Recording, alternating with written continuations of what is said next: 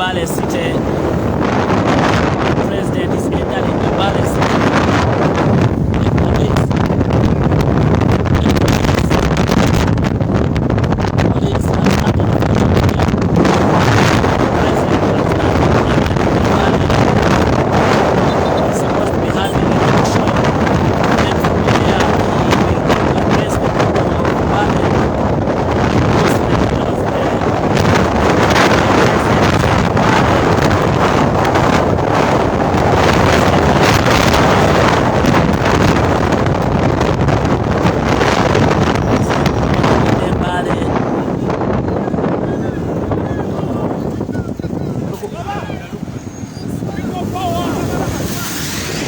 President Amuyimbulidde Mbale.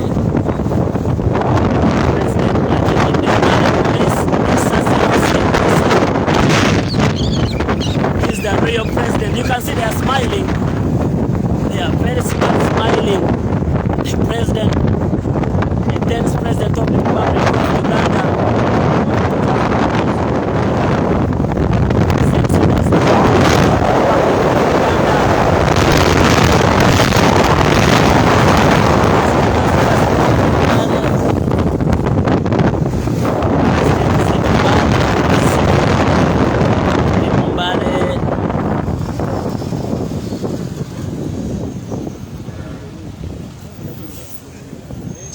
Straight. President Amuyimbulidde Mbale. President Amuyimbulidde Mbale. Police taxi following up. Oh my God. Oh my God. Look at the name. Amuyimbulidde Mbale straight. You chop.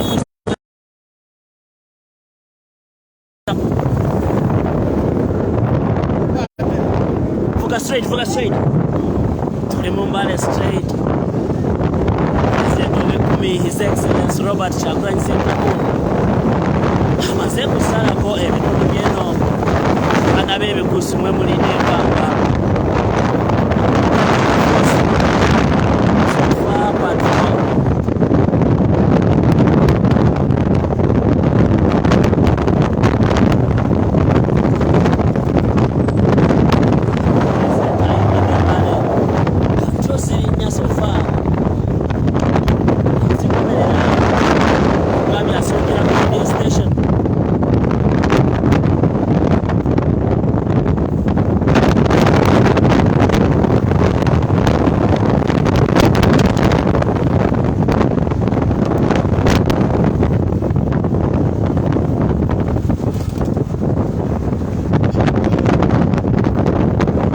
Goma yeggwanga Uganda wagera bino makerere eyo nayo kifumba mutuku kugamba stretchinga nsonda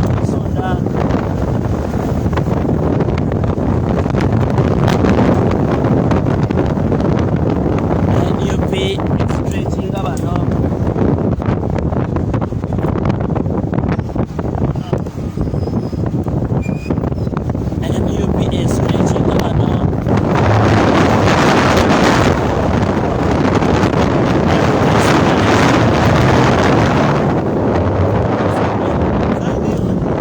sonda n'ensonda bano bakre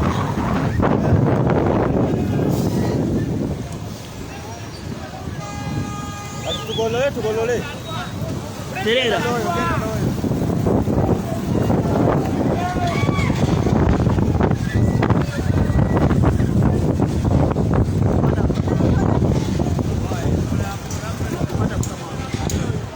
President Amuyimbulidde ekibuga Mbale tugende President Amuyimbulidde ekibuga Mbale kugambye abaana b'ebugwisi mwe mulidde empanga. He's the 10th president.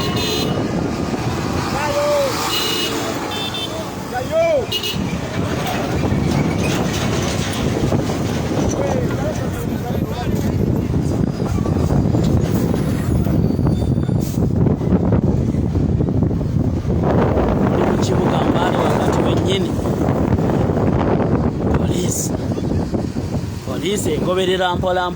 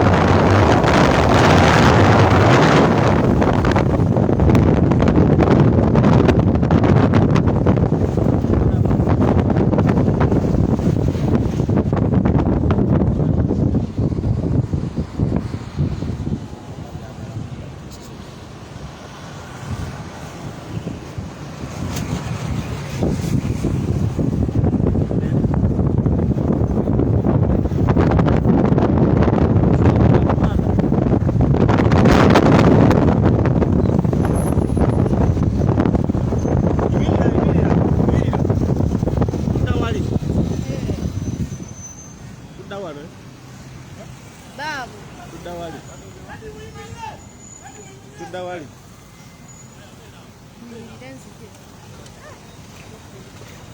Aya tugenda eji. Tugenda okubemuwadira right now. Tubamuwadira right. Goberera. Bamuwadira right. Bamuwadira right. Tugenda kubamu right awo awe motoka weva. Goberera oyo. Weta. Wagulu tuda wagulu awo. Agoberera kana motoka kabulu. President ali mu Mbale City. Ekibuga ky'Embale.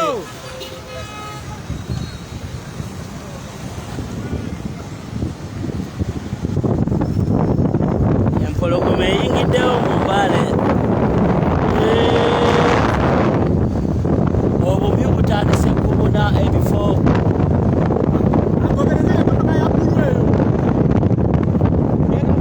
The president is in the area. In the Mbale district.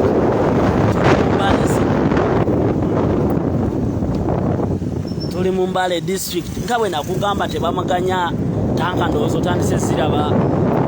Eyo tanka ya police eri mu kuteeka mu mafuta. Just for one man holding a mic. Sajja makutte muzindaalo baleese tanka. Gambia asooka mu program ya radio then oluvannyuma alyoke ayogereko n'abantu be abeeno. The president is on. Tuli mu Mbale. Sajja bamukiise ekiisa ayise Bali.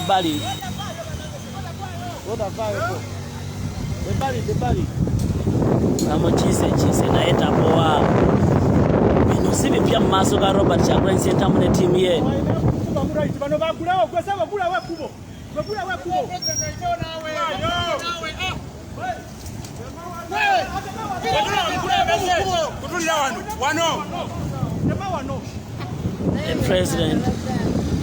The president is on.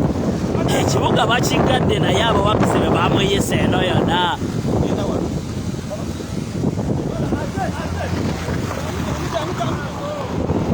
Oh my God. Abaana bamu. You can't imagine.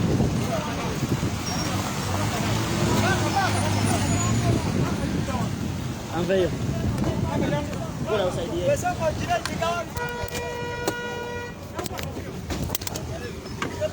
The president is finally here. The president is finally here. He's going to appear on the BCU radio station in Mbale. The president is here. Babadde bagadde amakubo gonna agayingira wano. Oh, you joke with soldiers of NUP. Eno gye bayita people power. Eno gye bayita people power. Eno gye bayita people power. Babadde bagadde amakubo gonna agayingira ku radio station eno. You can't imagine. Robert Kyagulanyi Ssentamu agenda ku BCU FM radio station wano mu district y'Embale mu kibuga wakati. President is on. Police egadde amakubo badde temusuubira. He's finally in a Laba Bobi style.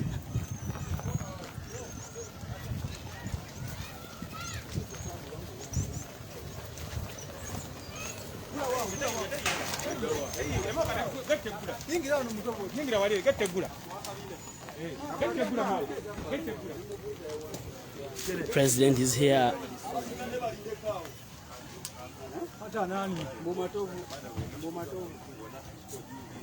Nekira bana tusaba abantu batono abasigadde basigale ebweru abawerekeddeko president bokka.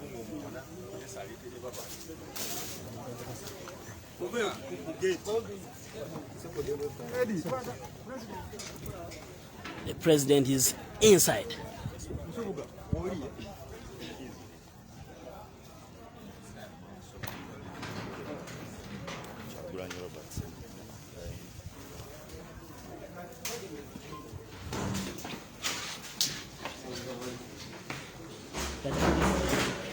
Which side?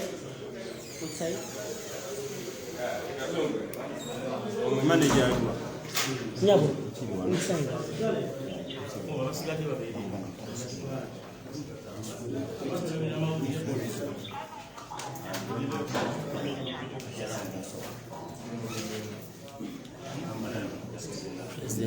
kizimbe.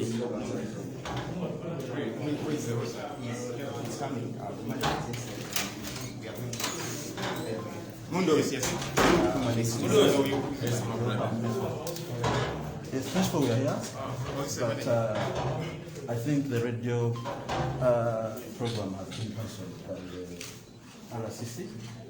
We instructed the manager here not to host us, and he says when he hosts us, he's going to deal with him. So the manager has turned that program down. Who is the manager? Can you talk his inside?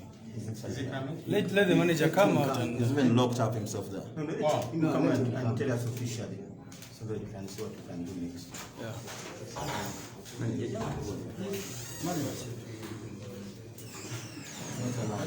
Is what? He has moved out. He has moved out. What are the reasons that the RCC is giving? The manager tells me he was called not to host us. Yes, I called you. We were here in the morning, and the manager told us, we came actually early on, but the manager told us has been receiving calls, endless calls this morning, and he is actually in fear to host the president. That is the thing actually which is on ground, because no positive, but that is the situation how it is currently. So apart from dealing with him, what are the reasons the RCC is giving? RCC says we haven't gotten clearance from them. But I have moved from office to office the whole day yesterday and the other day, trying to seek permission to have our gathering of the meeting. And the manager here tells me we need to seek permission. And I asked him, do we have to seek permission for a radio talk show? They said, no, it's not in order. But why are they refusing us? He has no answer. All he says is he's receiving calls from the DPC, the RCC, instructing him not to allow us to proceed with the radio program. Yes, I think the names of the RCC. can you say something on behalf of the manager, sir?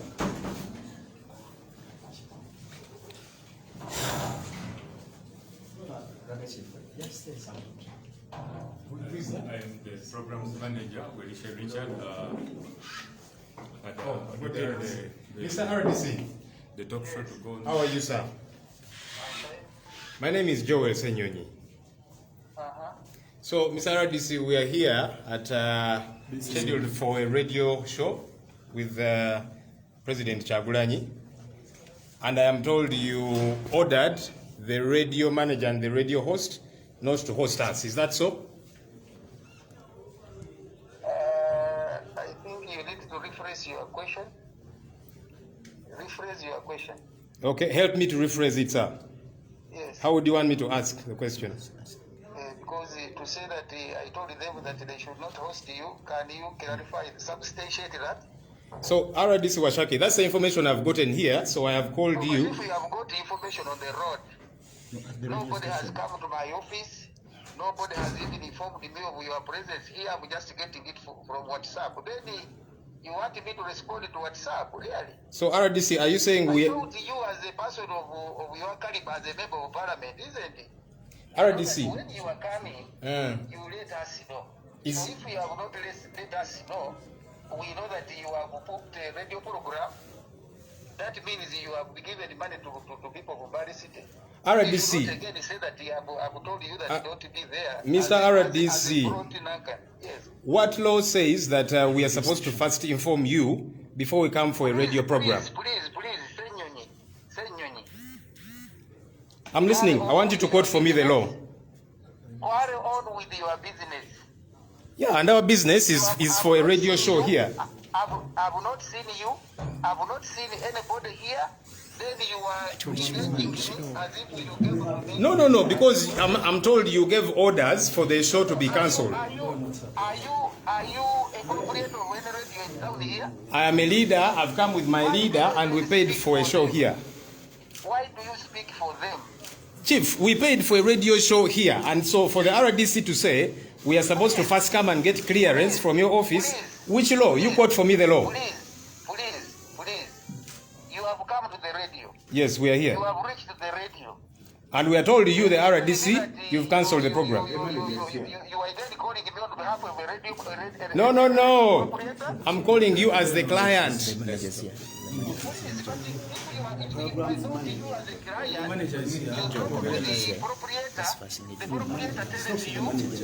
Okay, let's first engage the RDC. And I have no business with the Okay, RDC. Let me first put you off and engage the manager because you clearly have no Wait, talk to the manager, Mr. RDC. Oh, you wanted to speak to him? Okay, maybe as manager, you can first give us an update. What has happened? No, continue. He's off. As manager, what you just tell us what has happened? The moment. No. It was better when he was on phone. Who is the coordinator? Who was connected? Who is Madoi? Yasin.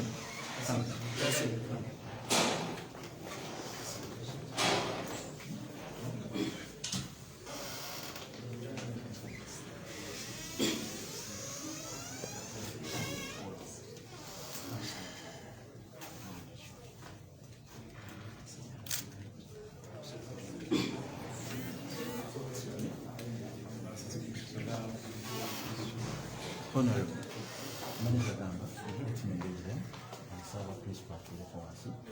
He engages them. Engages the RCC and the I think what we should do, let us have that meeting. Let the manager come. We first We do whatever we know what is we going on. organize it. because also they might want to buy time. Yeah, And then and it then blocks say midday, that, they say the time you paid for has Is out, come. yeah. So let the manager come and we Let him discuss. tell us, whatever is happening. Yeah. Because we paid to be on the show. Yeah, let's just come. Excuse. I think there's some few people.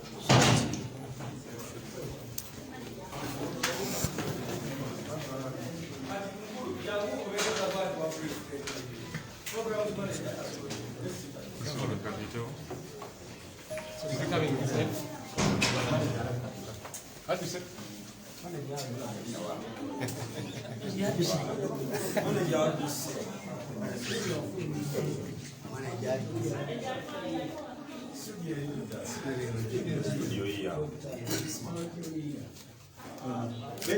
Let's have some information from the program's manager. Where is the program manager? Here, right. Yes, thank you very much. I got a communication from Madoi Yasin that we have to book a talk show, which we did, and I had to come inform my superior. And when I informed him, he told me those people have been cleared by security. I did follow up, and he told me they don't need clearance from security to have a radio talk show. It's only for the venue. So when I came through, I had okayed the talk show to go through, but my superior says it shouldn't go through because there's by the DPC and RCC. So I am tired. I have the key to the studio, but I can't open it. What's your name, sir? My name is Maurice Richard. I'm the program's manager. So just repeat that element. You said that your superior, the radio manager, told you what exactly? He has been told that he's not supposed to. Security has told him that he need clearance. From where? Either the DPC or the RCC. Has it been the order? Do people of come for program radio of talk radio shows talk to get clearance? Do you normally clear people? No. Security workers. Right, thank you. Wow. So, but the just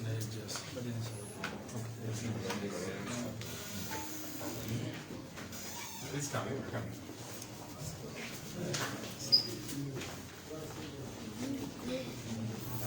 Pulling them. That's right. Pulling them. That's right.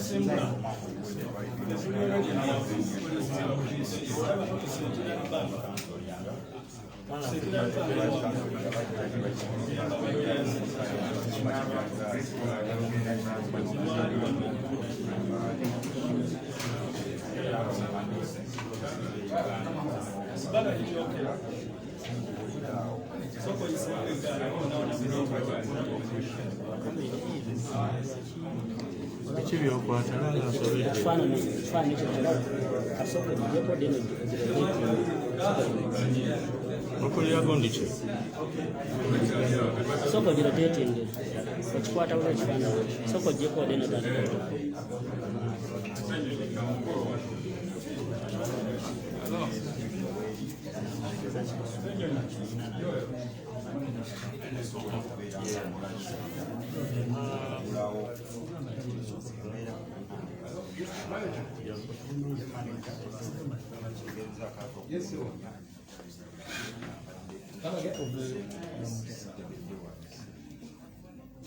Wait for you. Okay, cut.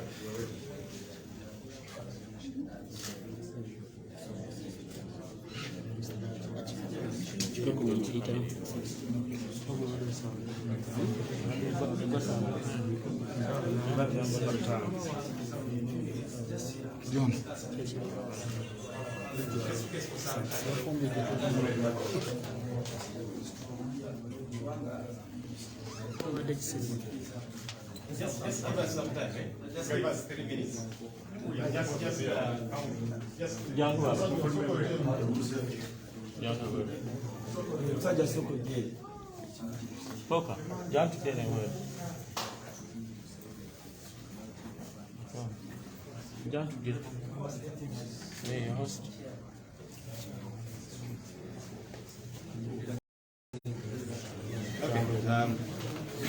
Let's just step out from Kulembeze, our addressing.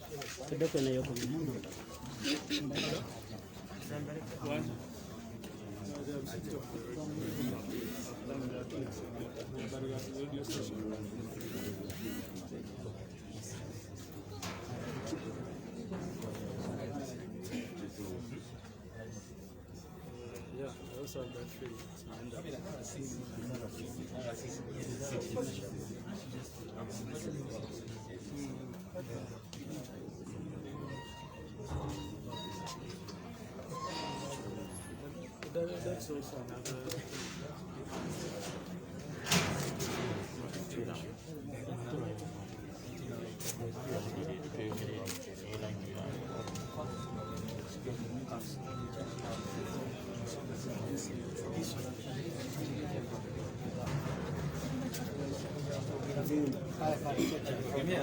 Yeah. You can from here. You can have it from there.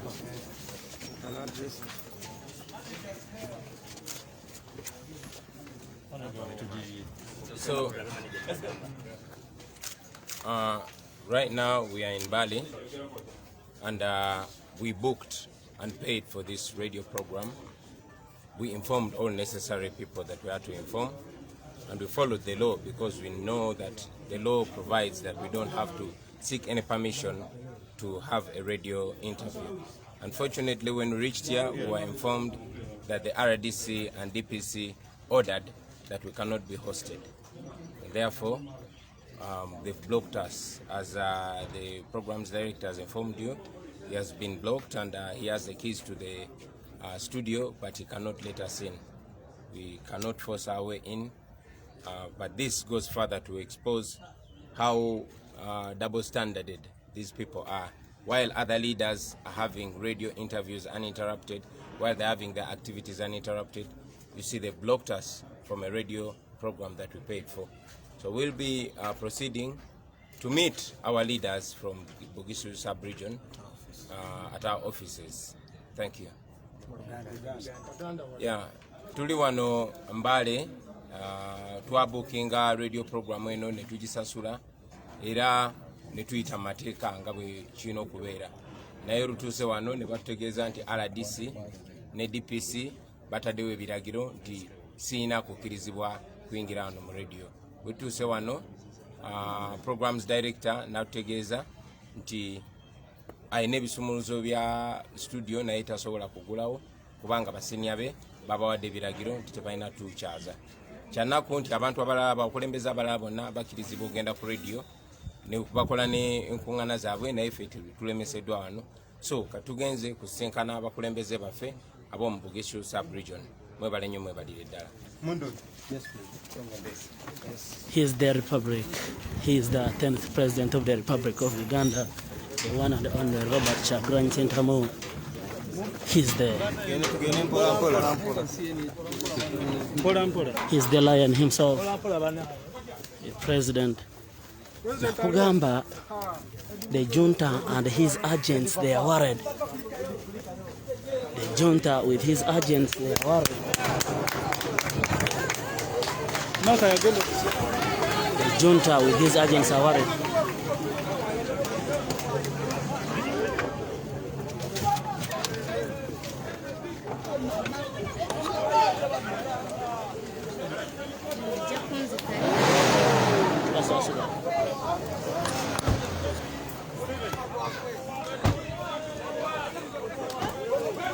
Junta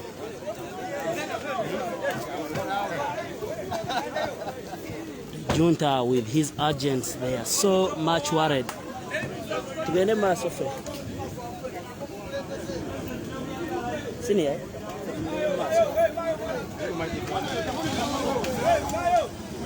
The junta with his agents, they are so much worried.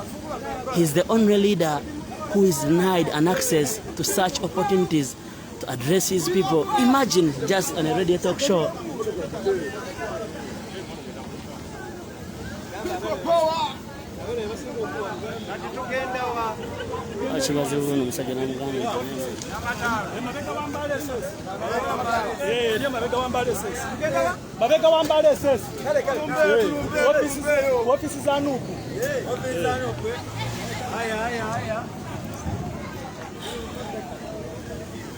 The only leader in Uganda who is not supposed to use the main roads.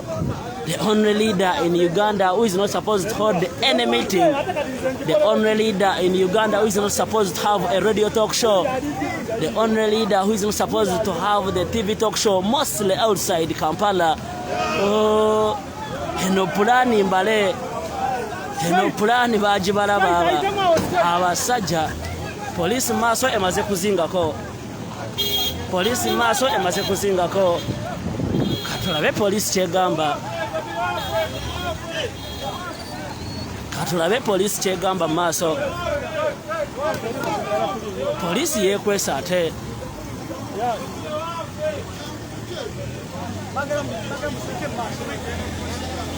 Sini atino okubeera maso.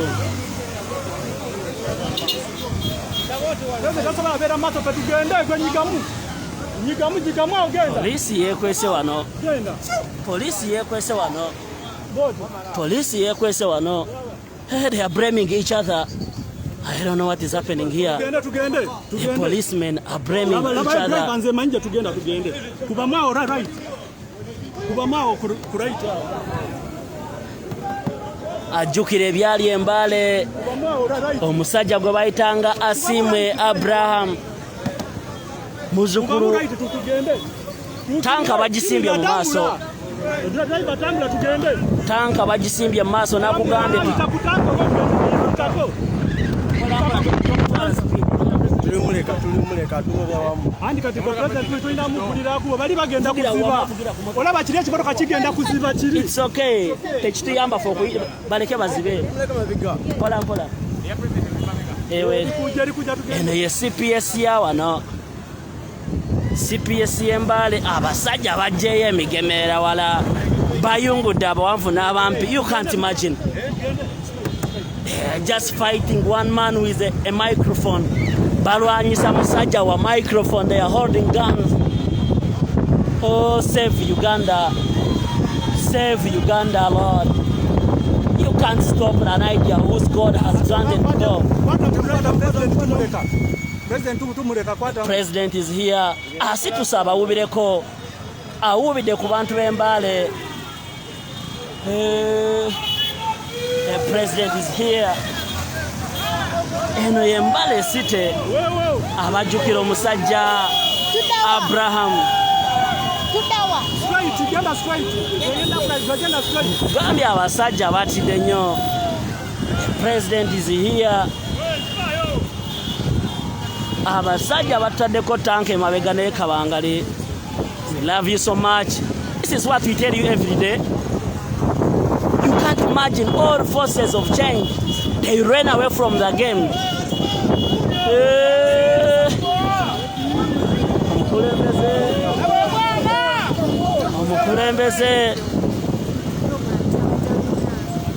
Omukulembeze wa Uganda omulonde Kyagulanyi Robert Sentamu.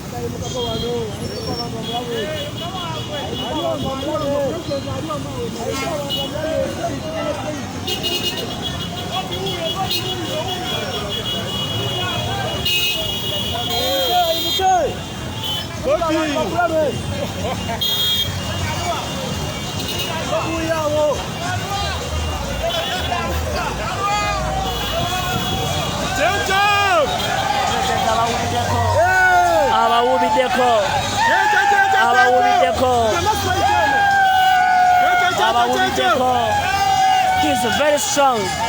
He's very strong. Oh my God. Bino kye bayita Uganda mwosanga abaana n'ebyana. The president is here.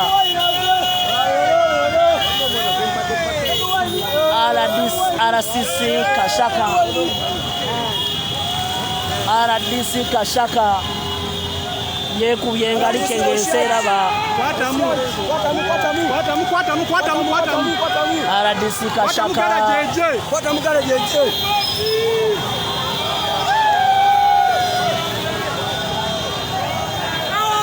RDC Washaka yekubye engalike ng'enseeraba.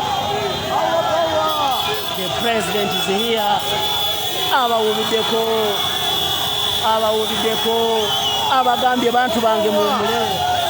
Abo tebabatiisa. Abagambye muwumule temweraliikirira. The lion is in Mbale City. The lion is in Mbale City. Bizemu.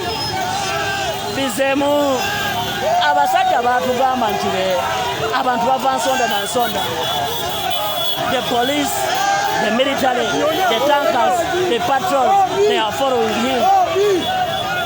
They are worried. Bwebaza. Bayimba Chimu Bobi.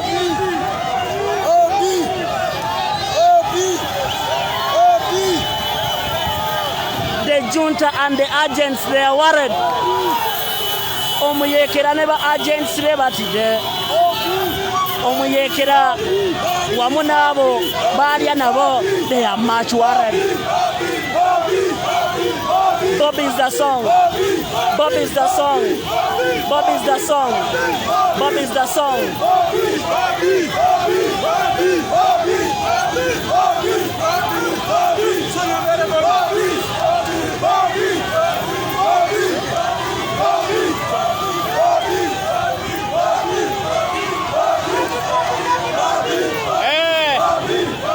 Kyagulanyi awerekeddwako Secretary General w'ekibiina kino Dr. David Lewis Rubongoya, omwogezi w'ekibiina ate nga mubaka wa Parliament nakawe Honorable Joel Senyonyi Senkezi ye Speaker, awerekeddwako omubaka wa Makindye East Honorable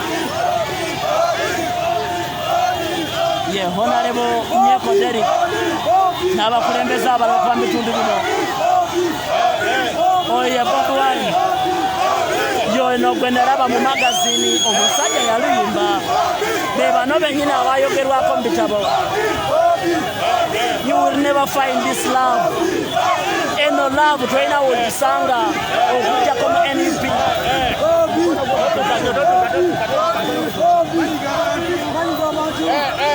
Ye Robert Kyagulanyi Ssentamu.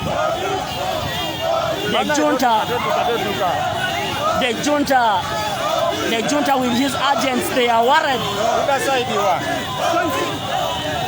Abayekera police,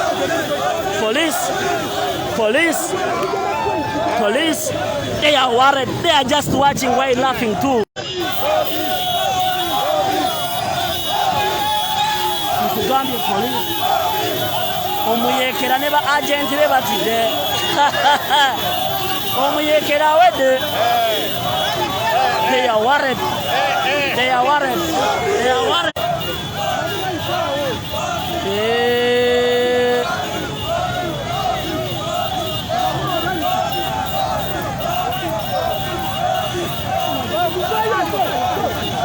It's okay,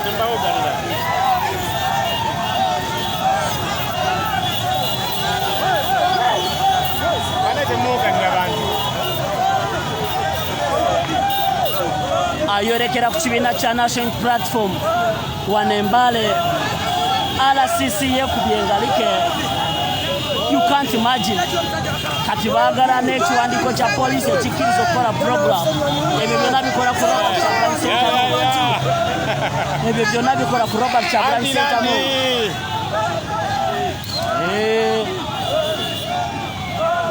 Awerekeddwako abakulembeze b'ekitundu kino. Mwogezi w'ekibiina Joel Senyonyi Kwandi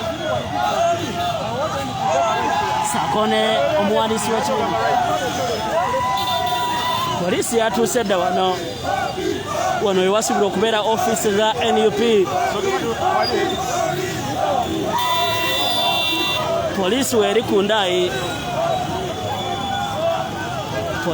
ku ndaayi mpola mpola tenaba kufulumya muka gwonna okuliraana Robert Kyagulanyi Ssentamu. Poliisi eva nsonda ku nsonda, bava ku nsonda ku nsonda.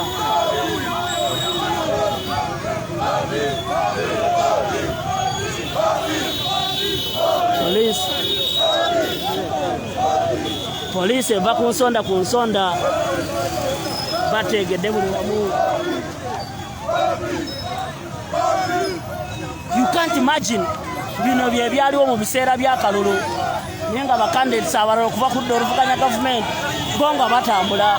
Munange bizeemu twakirabyeko mu wiiki ewedde. Retired Dr. Kano Kiza Besigye mu wiiki eno yennyini abadde mu Western Uganda ng'akuba bulungi laleze yogerako eri abantu be. Tukirabyeko Nobert Mao ng'ayogerako eri abantu be mu Northern Uganda. Tukirabyeko Generali Grigore Mugisha Muntu wa ANT ng'asinkana abantu be. Tukirabyeko Richard Todong omuzeeyi Generali Tubahabulwa ng'oneeseta ekibiina kya NRM naye ng'ayogerako eri abantu be. Naye Kyagulanyi bagamba omwana wa Geto talina right. Abantu bagamba yalina right. Abasajja bakwata mundu bagamba nti Kyagulanyi tasaanidde kubeera mu bantu. Bagamba tasaanidde kwogerako eri Bannayuganda. Bannayuganda bagamba gwe tulabamu essuubi. The patrols, Sako ne tanka sigoberera mpola mpola. Ye Robert Kyagulanyi Ssentamu omukolo gwa National Platform ku ofiisi enkulu mu Mbale twatuuse dda ku mukolo guno.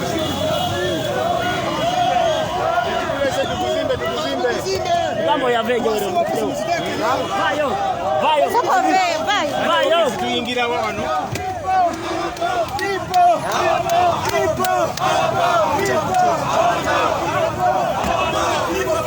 The Robert Chagulanyi Sentamu is finally here.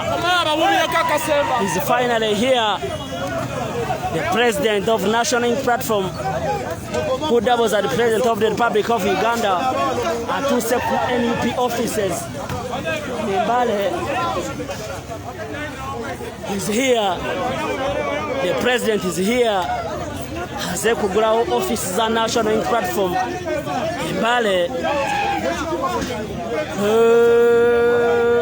nkugambye banabyafuza abalala batambulira ddala bulungi nnyo bakola emikolo gyabwe naye nkugambye Kyagulanyi omwana wa ghetto bamugamba nedda tosaanidde basoose kumugana radio talk show in the names of RCC. Police esaze kensonda n'ensonda. Police esaze kensonda n'ensonda. People power! People power! People power! People power! People power! People power! People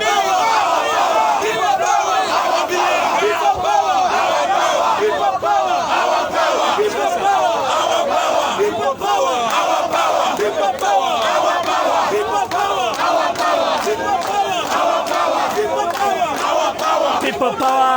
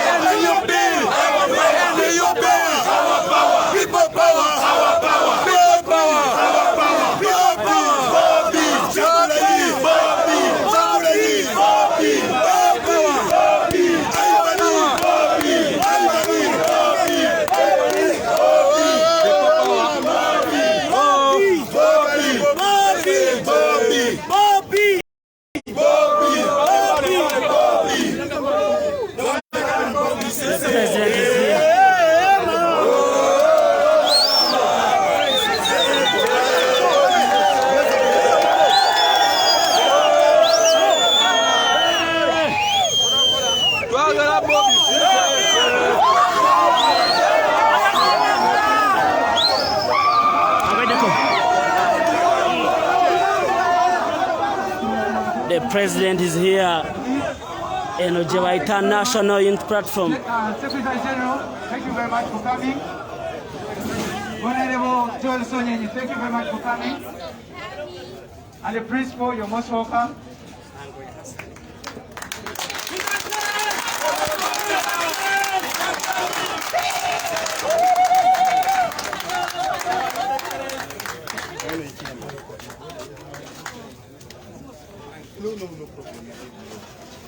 Thank you very much. Banange mukirize nga bagenyi baffe tebanatuula. Tugenda kuba Let's have one side. tugenda ku programu yaffe y'olunaku. Era mukirize nga bwe nabagambye programu yaffe tugenda kusaba bwe tumala okusaba tuyimbeyo national anthem one stanza.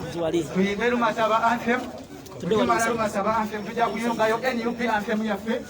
Bwe tumala yakwaniriza chairperson owa City Mbale City atuwe opening remarks ze bw'amaliriza ajja tuwa chairman Nyanzi from there on ajja taking her on till the end of the exercise. Mukadde kano mukirize bitemuze chairperson Wabomba Fred from Namisinga district ajja tuwe sala tuyanziza. Please mujjukire masiki zaffe tuziteekeko tugenda kusaba.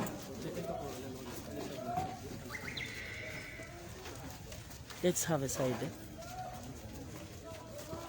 Bana katweyombeeke tusabe. Katonda kitaffe omwagalwa tukwebaza olw'ekiseera kino ky'otuwadde ekirungi nga tusisinkanye wano ng'abaana ab'endeemu abalubirirwa okubeera abakulembeze abalungi mu nsi eno. Mukama tukwebaza kubanga otuwadde obulamu obulungi era tukwebaza olw'abagenyi baffe abavudde ewala e Kampala ne bajja okubeera naffe bano e Mbale okusingira ddala tukwebaza olwa principal waffe President Kyagulanyi Robert okubeera naffe mu Mbale olunaku olwaleero. Mukama tukusaba programu zonna ezigenda mu maaso wano Mbale oziwa omukisa n'obukulembeze bwonna obawa mukisa.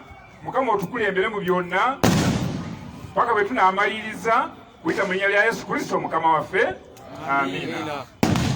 Tweyanziza Wycliffe jangu obeere ng'otuyimbira national anthem yaffe. Tweyanziza. Actually, it's not Wycliffe. Mama Saba, how you be Hebulai when the Loma Saba asked them. How will you hold the national Utogenda Soka to get out and the national anthem? To even stand them, oh, you God upon thee, we lay our future in thy hands. United, free, for liberty, together we always stand. Loma Saba anthem. Usimewele rishisha Loma Saba. Chirimu bindu biyangisa babandu. Chirimu bimwanyi diruti masaba.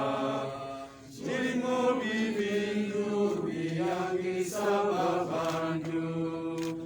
Usimewele uwe shirifa. Awongezi habinguni nene. Feba masaba. Uwe atwea. Nepomeke shisha oche feba saba. NUP anthem. Honorable Washa. People power. Our power. Our power. People power. Lutalonga lwawere kulikwara tsingubo kulikwara tsingubo kulikwara tsingubo lutalonga lwawere kulikwara tsingubo kulivimba mu Ugandesha inguzinga yatsile kulikwara tsingubo kulikwara tsingubo kulikwara tsingubo inguzinga yawele kulikwara tsingubo kulivimba mu Ugandesha. Thank you, God. Sure. Thank you very much. Kusaba, we take our seats in that respect. Thank you very much, Principal and your team from Kampala, Secretariat. Before you are several teams from Bugisu sub-region, represented from Bududa Deep up there, Namisindwa, Manafa, Bulambuli, Mbale City, Mbale District. All of them are fully represented here, but because of limiting numbers, that's why we have a small number here for purposes of SOPs. Thank you very much for coming. At this material time, ladies and gentlemen, I want to end here and request the chairperson, Mbale City, who is the host, to come and give his remarks, and from there on, he will help us invite Chairman Nyanzi for the rest of the program. Thank you very much. NUP? Everywhere. NUP? Everywhere. Everywhere? NUP. Thank you very much.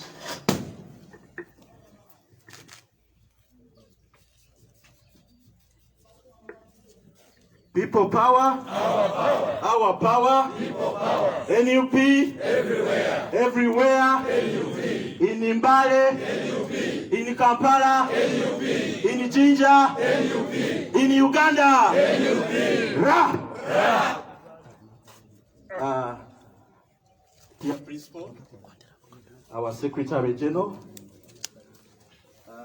Honorable Member of Parliament, Mr. Senyoni, our dear flag bearers, Honorable Ivan Masaba, Honorable Aisha, and my brother, Honorable Nyeko, and Honorable Councillors around. I have Councillor Abdallah here, and others. I want to salute you and also welcome you to this occasion. Once again, people power. Our power. Our power. People power. I want to thank you for pressing on. Many would have been here, but given the morning environment, Principal, I want to tell you people have feared and taken off. But I want to thank those that have pressed on to this last minute. Thank you very much. I will ask you to give yourself a round of applause. It takes a focused man and woman to stay here up to this time. And I want to encourage you that we shouldn't lose hope. It's only hopeless people who cling on a snake while drowning. But people who have hope will always press on to the time when they achieve their goal. Dear Principal, we want to say you're most welcome to Bugisu sub-region. We are blessed having you launch the unveiling of the newly elected committees for the mobilization team. And we are blessed that it has started from Bugisu sub-region. Friends, let us clap for the Principal. Principal clearly knows that Mbale gave him massive support. And that's the reason he always considers us, always, number one. And he knows our support will always carry on. Principal, I want to assure you that people of Mbale love you so much, and they are not about to change their mind. Given what circumstance, they will press on until we achieve the goal. I am Madoi Yasin, the city chairperson on the mobilization committee, and I want to pledge my full time to ensure that the mobilization team does its best. We don't want to have the excuses we had last time, Principal. This time round, we are ready. We are ready. We promise you, you won't have any gap in Mbale and Bugisu sub-region as a whole. Principal, you've never been to our office, given your busy schedule. This is our office. This is the Mbale City office. And we are praying and requesting that with your support, we feel Mbale is a center for Eastern region. That people of Soroti, people of Busia, people of Budaka, people of Kaberebyong find this a closer place to address their issues to the national office. We are praying that we get reconsidered and have the regional office back to Mbale than Giza where it is. Principal, I won't speak much, but I have this other issue that I feel you need to address. We are lacking a clear channel of communication as Eastern. We are requesting that in your efforts and your wise knowledge, you help us on that. We need someone. We appreciate we have our honorable, but we are requesting that you look into it, our Principal, and we have someone who we can directly reach. I don't want to be the speaker of the day. Around with us here are my colleagues who were also flag bearers, and I would like to give them an opportunity to say a word, and thereafter, Honorable Ivan, after you've spoken, you'll invite Honorable Aisha as the Chairman Nyanzi prepares to invite the next team. Thank you. I wish you a nice day. Feel at home. There is nobody who will chase us here. This is home.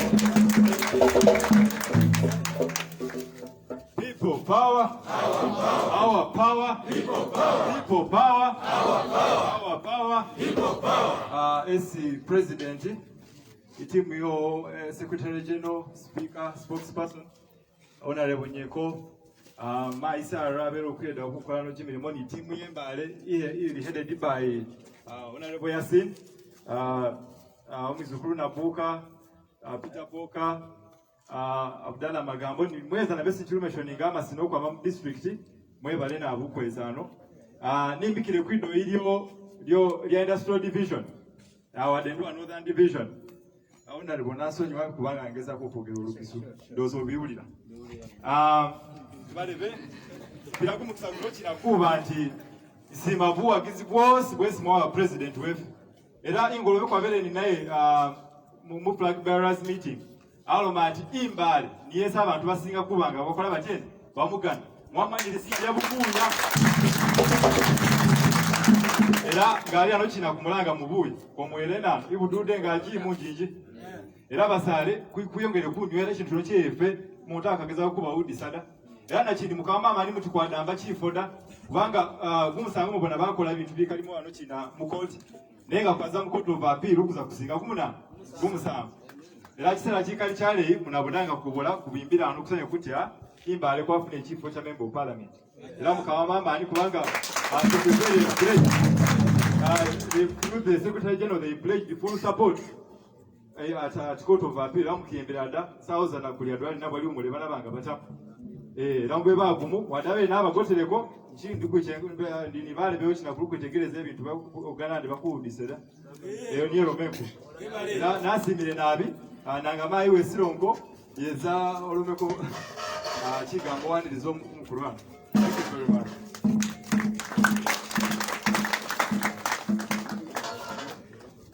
People power. Imubuya oye. Imubuya oye. People power. Our power. People power. People power. Our power. People power. People power. Our power. People power. Lutaronga lwawere kulikwara tingubo. Kulikwara tingubo.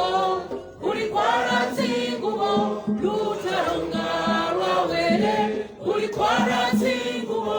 Kulivima mu Ugandesha. Manyanabi.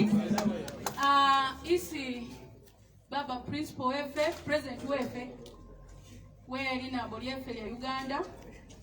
Isi Secretary General wefe, isi Baba Honorable Ivani, ni my councillor, ni ba Honorable Mwesi Moliano. Bakulembeze bwesizana mu biti byanye byenjawulo. Imbachesa keti mulembe. Chesa kwa choti mulembe go Aisha mugongeko. Balebase ininilisa nyulita funabi lwe kubeti indiano luna kulecha lero. Ate naba nilisa nyuliga linabi. Iti principal wefe anya ise kweza kukola chini. Kukuchalira. Balebase mukuyaba kukola. Kitu hivyo yaba mwa omona abimali kakuba. Nesi president wefezele kulitaka ya Bugisu. Ye buma saba.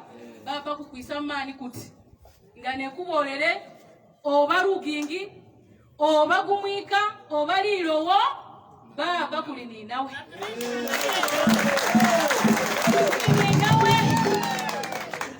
Mlebe wange bati baloma kechange benkutulengo maya tibana kuita nalo metimai ngabele kufa kose kukamira mukunani mukulwanirira nupu ni kulwanirira zimbera za Uganda zichukeko itisembaba itimaise kefe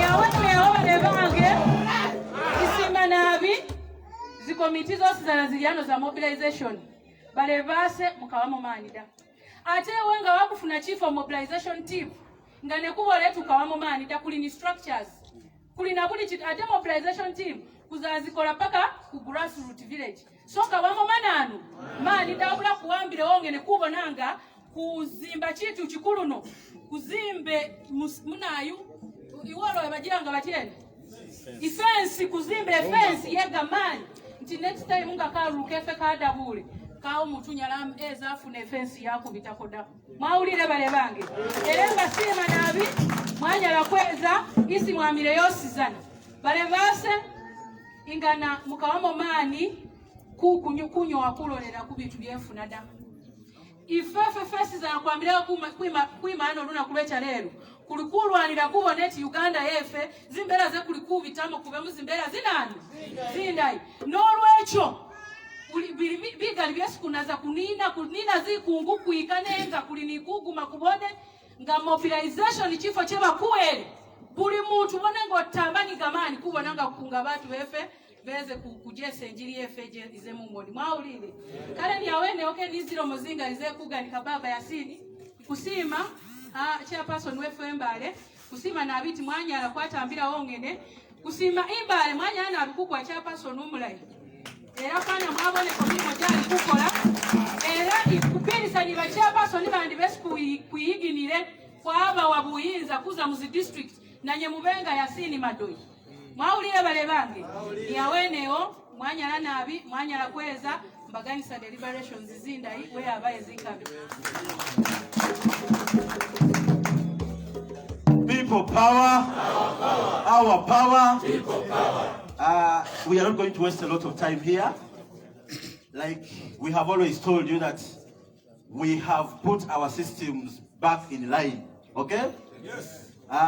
We have our regional, our national coordinator, who is none other than Chairman Nyanzi, whom I want to invite to the platform to take over the microphone. Let's give him a round of applause.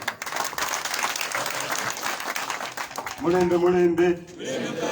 Mulembe, mulembe. Amahua. Asia. People power. People power. People power is our power.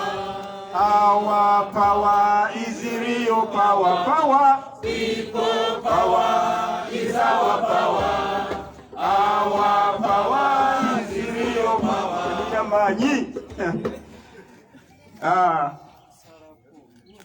Mr. President, sir, the leadership of the National Unity Platform and People Power, comrades of Mbale, the new National Mobilization Team. I would like to invite Sarah here, who has done a great job. I don't know why she's hiding, she's very shy. Ladies and gentlemen, my name is Nyanzi Fred Sentamo. I happen to be the National Mobilization Secretary. I feel like Mbale today must own the president. And I'm going to make a very, very humble request. There's a certain lady who told me that she wants to feel the warmth of the president. Ayakulira akabugumuka president. But then Saba bakamabanga abankulira mu kibiina. Masengule ku katono. Chairman mundo yono alirudawa. Madoi. Atule kumpi ne president awuya akabugumu ne n'omukyala ono banyabo ne basebo. So that really when I was moving in groups alone, we own the president too much. So kikulu nnyo tugenda mu bitundu nga bino abantu bawulira ku president banyabo ne basebo. This is your president. Is this so? This is the real power. Banyabo ne basebo. Mundoi, kaovimbe, unovimba dinawe.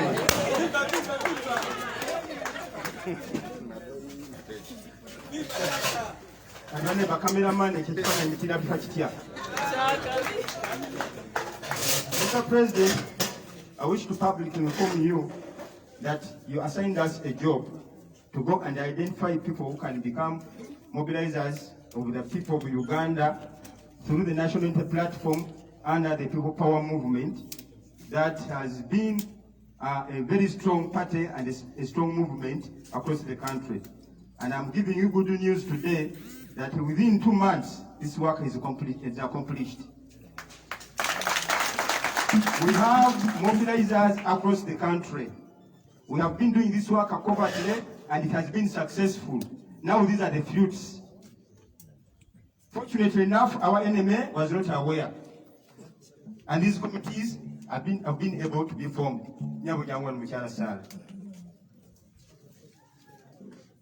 Madam Sarah here has been responsible for for formalizing of these committees. And I will request you to say what, Madam. People power. Our power. Our power. People power. So nice to be in Mbale. You're welcome, Mr. President. You're welcome, Secretary General, and all those here with. Mbale, you're awesome. I'm so grateful for this appreciation. We've worked together for the last 2 weeks, and you've done a wonderful job. Chairman Namisindwa, Chairman Bulambuli, Chairman Mbale District, Chairman Mbale City, Chairman Manafa, everywhere. You've been so good. Thank you for making our work easy, and thank you for loving the party and loving change. Thank you. And comrades, I'll be shortly holding this microphone. I'll be giving charge to you people to take on this function. Kindly. Thank you. I will also thank the leadership of the party for your prudence, braveness, and the wisdom that you decided about forming the mobilization teams. Right now, I think it's high time we read the names of those people who decided to mobilize Mbale, Bugisu Sabulidio. I read the chairman. When I read the chairman come here and read your own people. They come here, you say a few words, then we go to another district.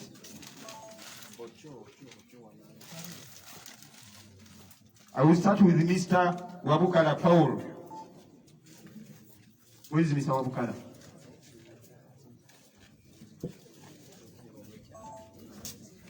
It is Wabukala. Wabukala Paul. Is the chairman? Yes. Yeah, good.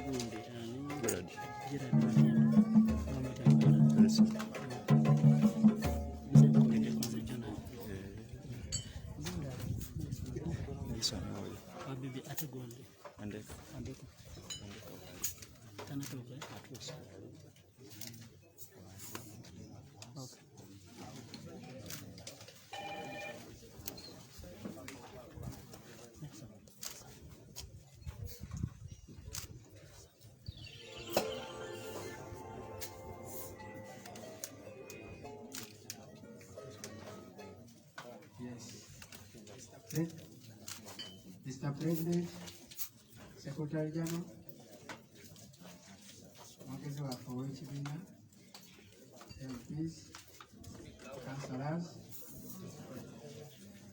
bino chairman w'esizana tumwamire mu districts za njawulo, kamene nange wa Abdulatif Wambuga, senior chairman Mbale district, ndowooza nga niyimbire mu Mbale district senior sale nye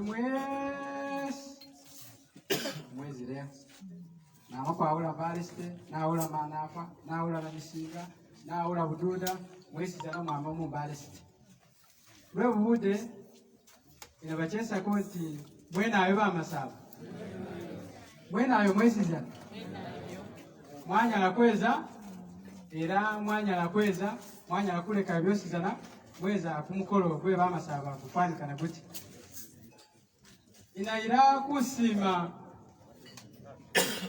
esi bakyamaani mwesizana Babugisu region osizana esi muli bamasaba kina kamulimu maani people power, our power, bamasaba power, people power, our power, NUP,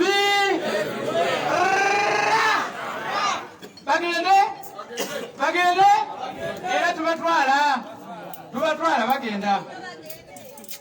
On behalf of Zinjechezi, kena ila ugude nabi, kena nge komiti yange kwa Mbale districts, semene Abdulatif Wambuga, nga chairmani, na ila kulanga professional mobilizer of Mbale district, Hassan Nangwe, where you are most welcome. People power, our power, ina ila kulanga women mobilizer, as well as a deputy speaker of Mbale district on the ticket of National Unity Platform. None other than Esther, where you are most welcome. Madam Esther.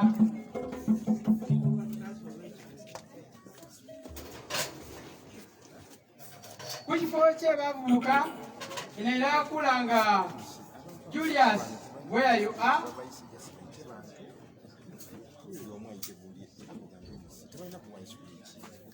Informal sectors abategeera byekwe byebabakireke babujjo inaira kulanga Bosco nga niyo okulembere mu Mbale district. Wadenga wima bululu bakuseera naye nga bwekiwera ulirako kaafune bosiza. Institutions kuli ni teacher accuracy.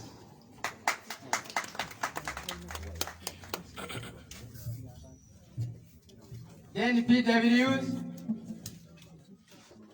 kuli ni Mafabi Moses.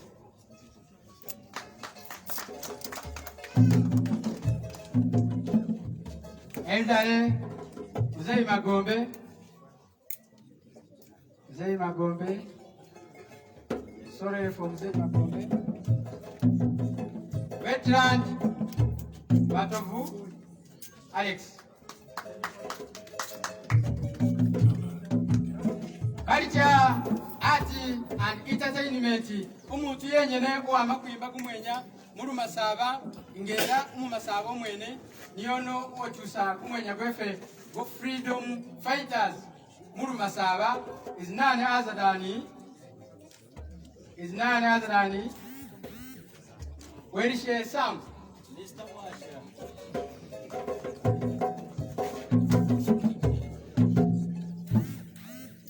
Members on the mobilizing committee.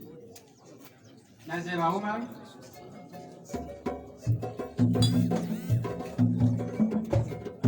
Bakar.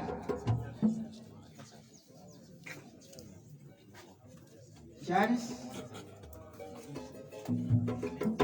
Paul. Kenneth. Arona Faith.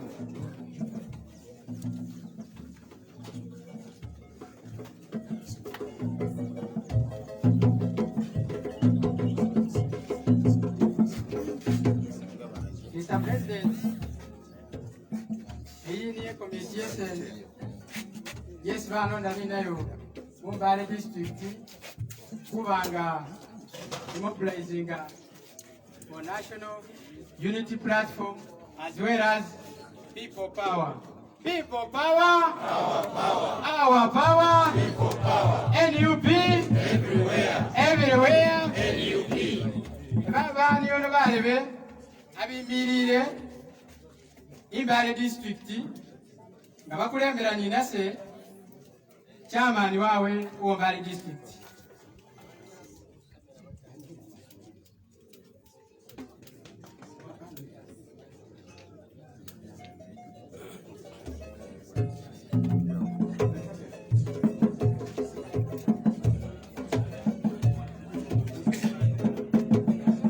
Okay. Lobude tetulina bintu bingi tekuli ni ubude bugali nabalomba aba organizing committee mumpe dakika zitatu benga na nombako jeje nombako. Okay, Mr. President, this is a team in Mbale district, but this team is facing some challenges which are few, which I'm going to mention and I'm going to give brief. So Mr. Chairman, sorry for that. Okay, it is okay. Assalamu alaikum warahmatullahi wabarakatuh. Comrades, you agree that we're short of time. What we are going to do, I'm going to call Chairman Wafema Madoi Yasin. Ajja tusobere ba chairman bajje wano ayitene mu mannya agali mu mpapula wano ku speed kubanga obusajja busazireeko mukitegeera twagala kulimisa mukolo gwaffe. So Mr. Chairman, sir, come and read us the names of the chairman respectively. People power, our power. Friends, we shall bear with the situation, and that's how we're gonna work until we achieve.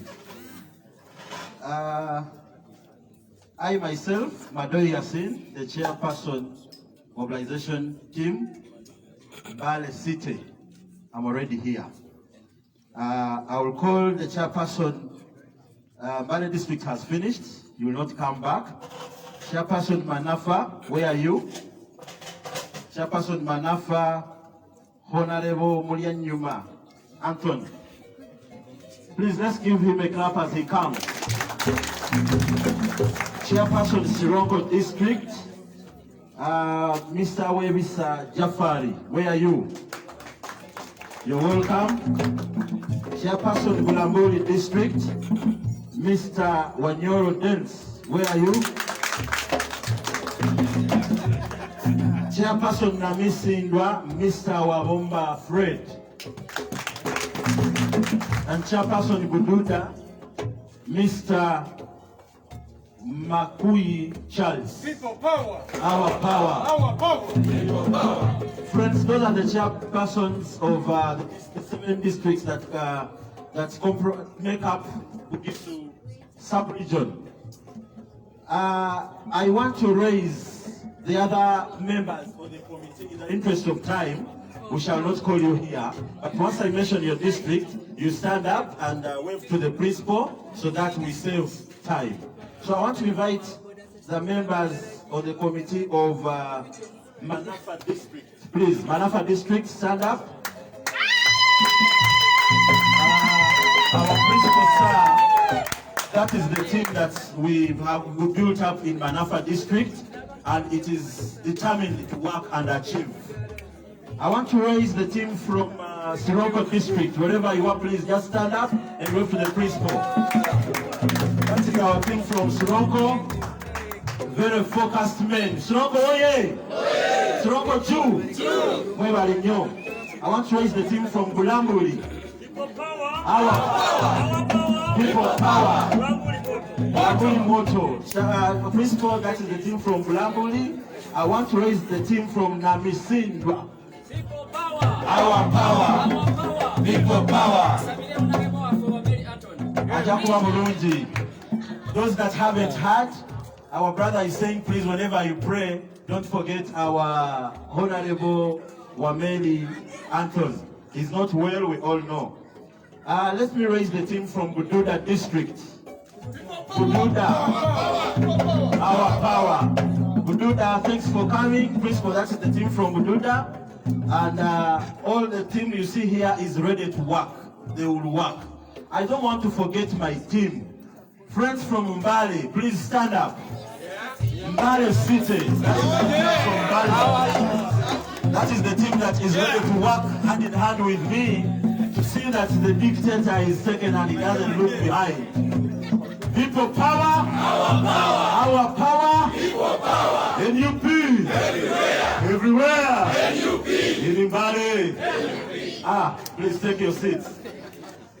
Principal, we don't want to waste a lot of time. The team you see is ready to work with you and see that we achieve the goal of liberating Ugandans. Friends, I don't want to waste a lot of time. I have been informed that we have our friends from the institutions. UCU and IU, wherever you are. Where are you? UCU. Principal, these are the people who have been elected in the institutions. And I would look a cheat if I don't allow them to air out their voice and say a hi to you.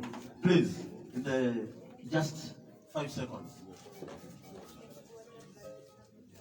People power. Our power. Our power. People power. Yeah, thank you very much, my chairperson, Eastern, for this sub-region, for this opportunity. And I'm saying, Lulu Samba mates, because President has to hear me also. President, we are happy to be with you here in Bali. My name is Ben Chigai, and currently I'm the new president of UC Bali University College. The journey has just started, and we keep moving on. It's still hard for us, but we are here. I'm happy that you came to Bali, but the matter is on. We as the young generation, we can't stop. You've given us the base. You've laid the base to us, and we can't stop. Thank you very much.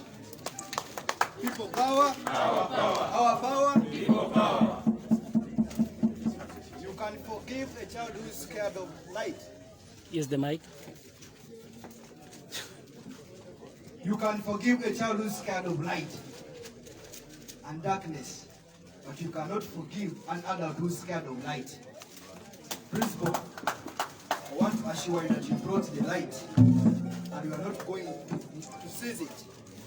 My name is Magom Ivan Mafabi, the President, Law Student Society at IU main campus. It has just started. Thank you, thank you, thank you. In the interest of time, let these brothers just introduce themselves. Thank you very much. My name is Kusima Daniel Makwabi from Uganda Christian University, Mbale campus. Thank you very much. My name is Mandala Henry from UC Uganda Christian University, Mbale campus. Thank you very much. Please take your seats. And please remember that we are just starting. Tell them, friends, I don't want to waste a lot of time. Principal, with us here, we managed to take one position on the councillor level, and we don't take that for granted. Given the situation we're working in, we managed to win one, and we have another by-election in 2 weeks' time, and we are working tirelessly to show them that then we have come back. I want to welcome our honorable councillor, who is also on the committee as the deputy speaker in Mbale City. Honorable Magambo, please come and greet our friends and also greet the principal. Thank you very much. People power. Our power. Our power. People power. Our principal, Honorable Senyonyi, whom I refer to as Mr. Google, Honorable Nyeko, our General Secretary, the flag bearers, and our distinguished supporters of NUP. Assalamu alaikum wa rahmatullahi wa barakatuh. Abezikizidala mukama yebazibwe. Amanya neddoboozi nze Magambo Abdallah. I'm the Deputy Speaker Mbale City. The principal, allow me to point to you 3 concerns. One, Kengani Keruma Sab. One is about, we have our fellow boys, our fellow supporters who are rotting in jail. When you're about to go to the campaign, as Mbale, if we don't have any legal team that is following up upon the boys who are rotting in jail. The boys have now spent over 6 months in jail, and each time we try to reach the center, we have gotten a zigzag communication. And this is an appeal to the NUP fraternity that our boys are rotting in jail. There are over 20 NUP supporters who were illegally apprehended and they are rotting in jail. The second one is, this goes to the principle that we have gotten around 50 plus honorary members of parliament who belong to NUP. Kindly request our members of parliament to at least not allow the bail bill. This comes to attention, Honorable Senyonyi, Honorable Nyeko. Kindly, let's start with the 50 plus. Let's not allow the bail bill and the land bill as well as it's coming before the parliament.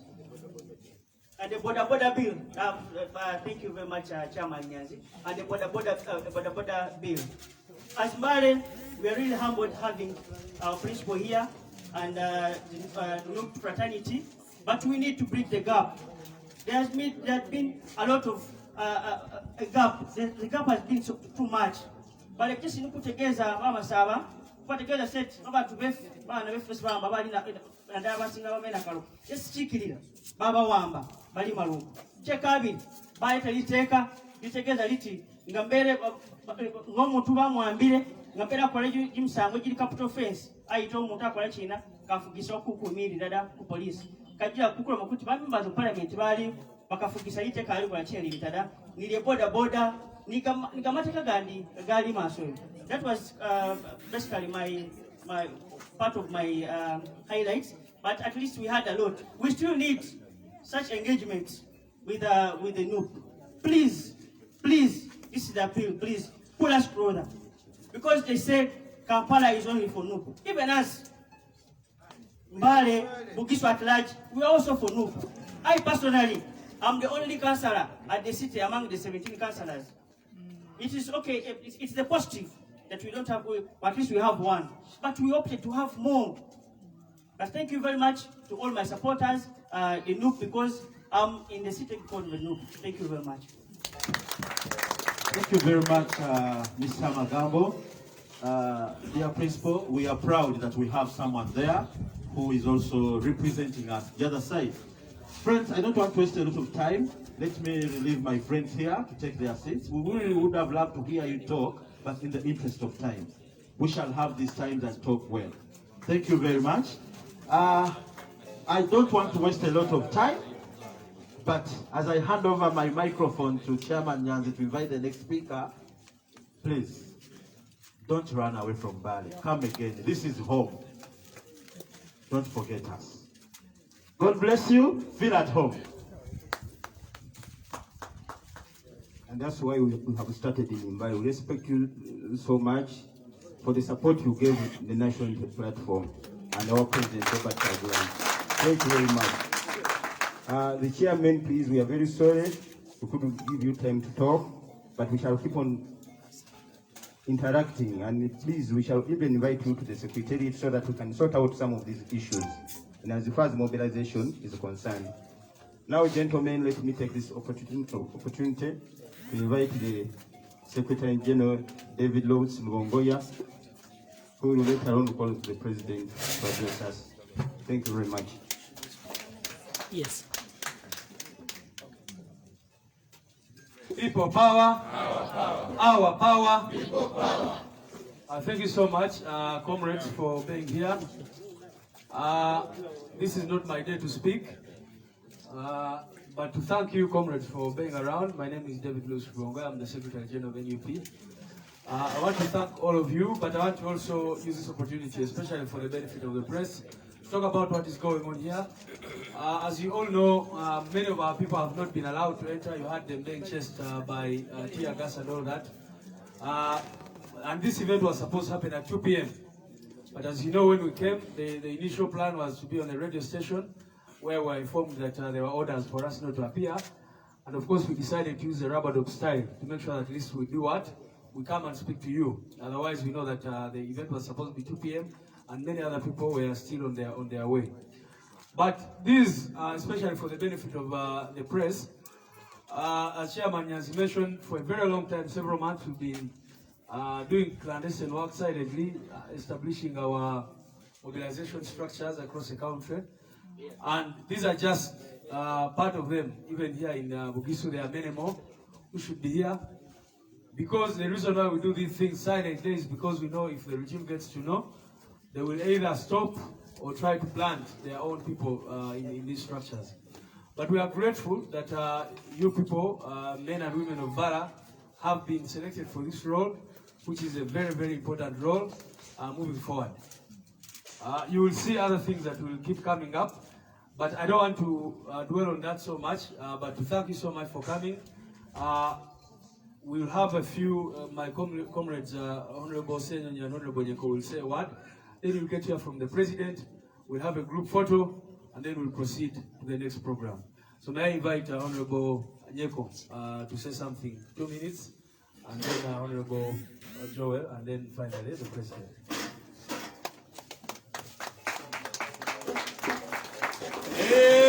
NUP!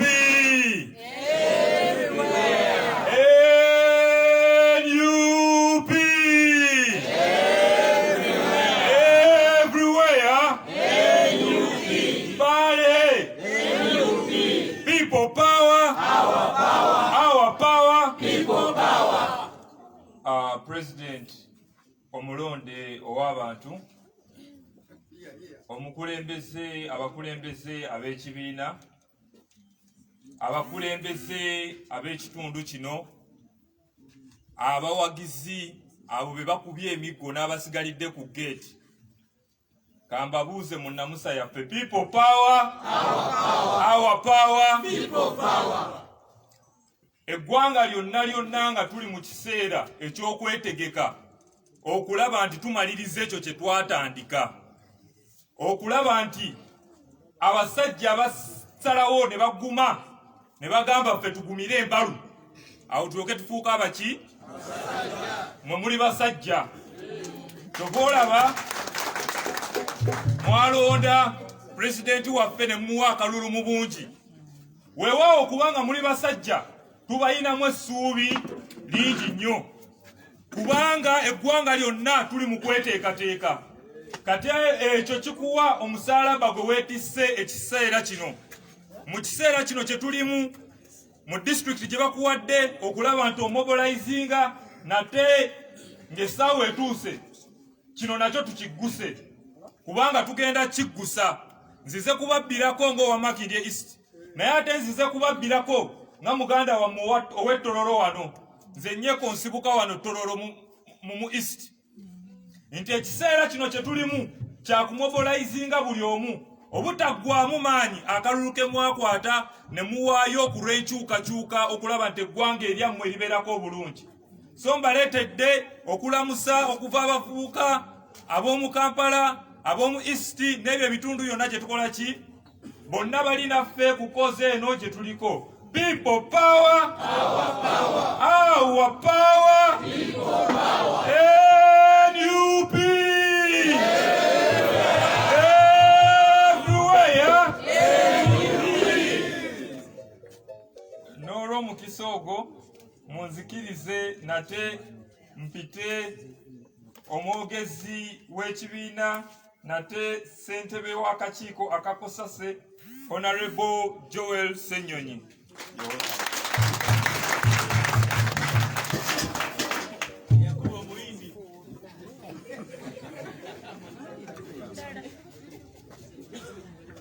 Thank you, thank you. People power. Our power. Our power. People power. NUP.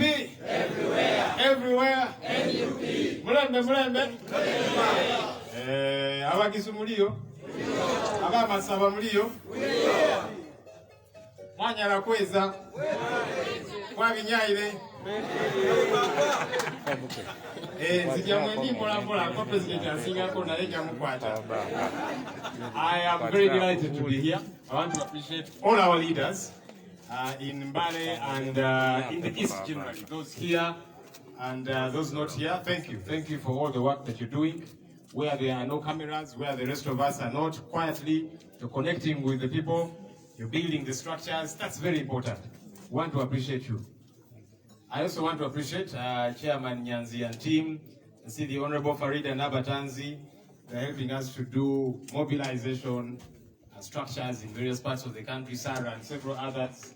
We want to say thank you. As a party, we operate through people. It is people like yourselves and others that have made this party. Honorable Kyagulanyi, our president, keeps saying it that he would not be what he is today if it were not for you. And so we hold him in very high esteem, but he also holds you in very high esteem. I want to quote something by a gentleman called Franz Fanon. He said a long time ago that every generation must discover its mission and either fulfill it or betray it. My generation, your generation, has got to discover our mission. And our mission is to see that leadership change happens in this country and that it gets to happen peacefully. It has never happened in the history of our country. Right from changing from the Wazungu, the colonial masters, it was bloodshed, it was fighting, and when we thought that our fellow blacks, our fellow Ugandans had taken over, things would be okay, alas, they became worse. Mr. Museveni and team came in 1986, promising heaven on earth. Things have gotten worse.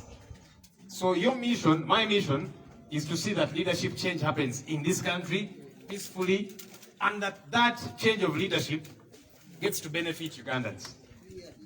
That ultimately we get to see better healthcare. That when your children are taken to hospital, they find medicine, they find a doctor to attend to them. That there gets to be better education. The UPE we have now is quantity education as opposed to quality education. The leadership change, I check, are we right? The leadership change that we want to see should see that our economy gets better. Many of the young people that you lead are unemployed. That has a connection to leadership.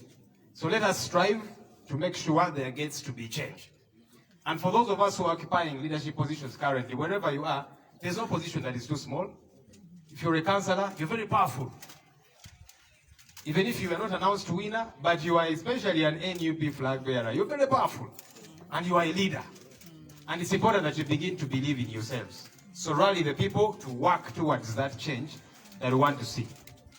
We had a challenge, as you discovered this morning. We were meant to be on radio. But there are some people in this country who think they are very powerful. There is an RDC, the RDC of this place. The one Washaki, how many? Washaki, who do you think you are? Who does Washaki think he is?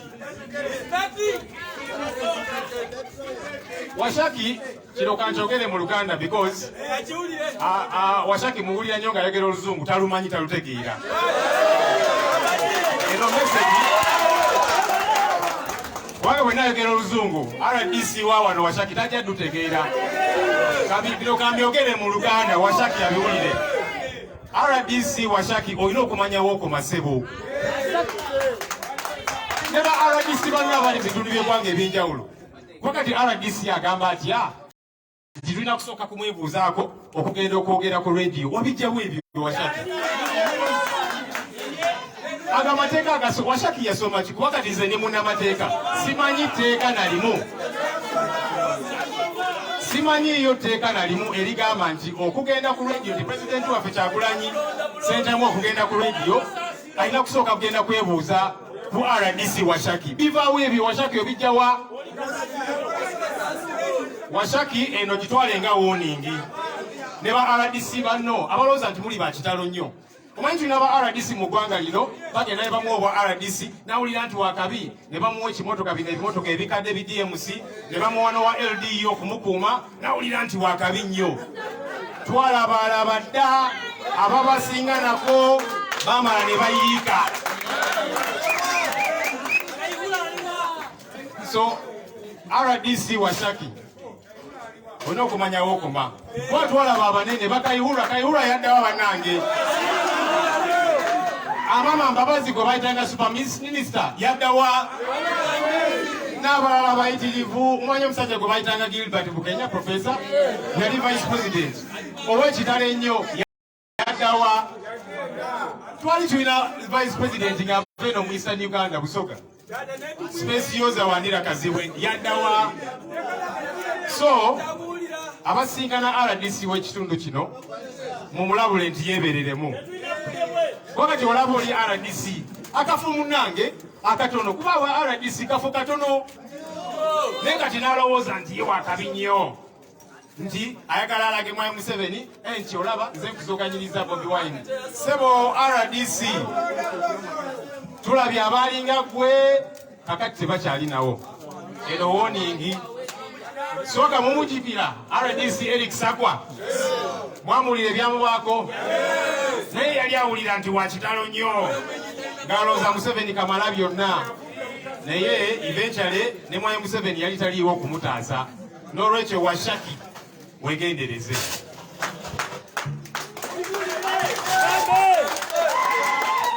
Mulembe fenga NUP tugondera amateeka era buli kyetukola kyonna tutambulira ku mateeka. Munaine bwe tugamba nti mwami Museveni twagala okumugyamu eyo entebe gye yekyangiramu tuli mu mateeka nga twogera ekyo era tugenda kikola. Ate ffe ekyenjawulo ekiriwo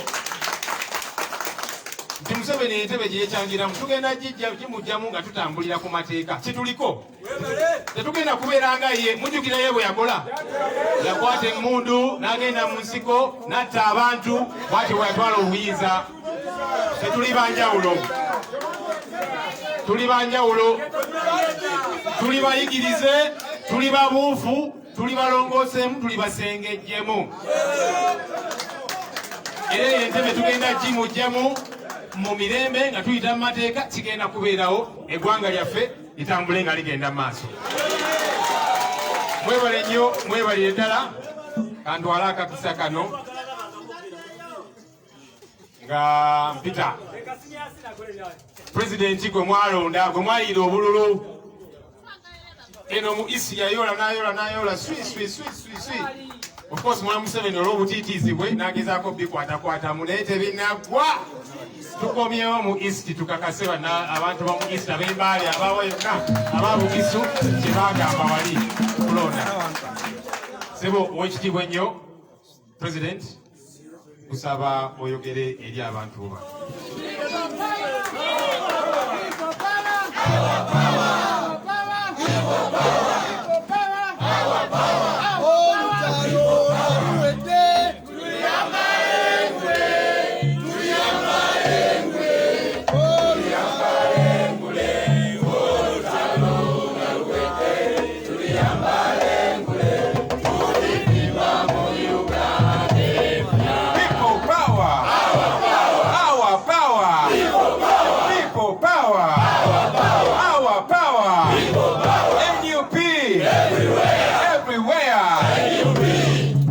Banange mwetulire babasaba mwenayo mulembe bamayi bapapa bamasaba mwese manyala n'abikwisa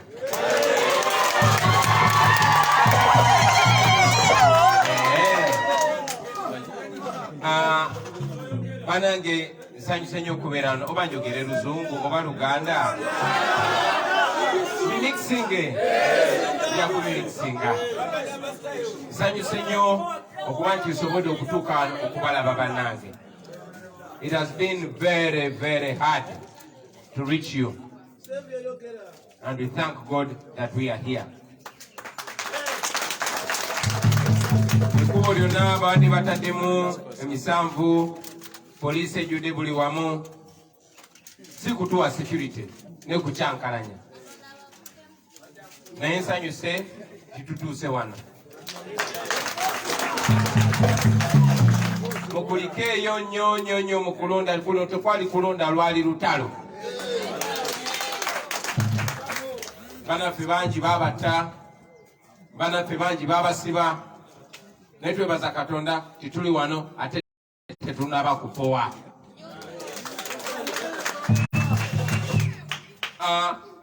Okusooka njagala ntuuse okulamusa kwa Deputy President Honorable Nambeshe tetuli naye leero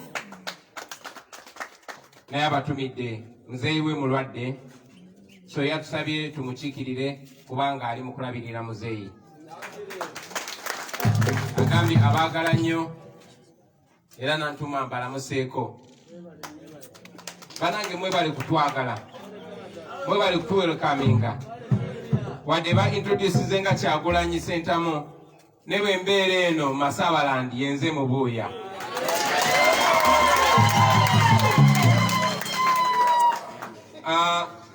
njagala n'okutuusa okulamusa kwa muganda waffe lawyer waffe nga yakamala n'okwangula award ya Human Rights Legal Involvement gwe bayita Council Anthony Wameri.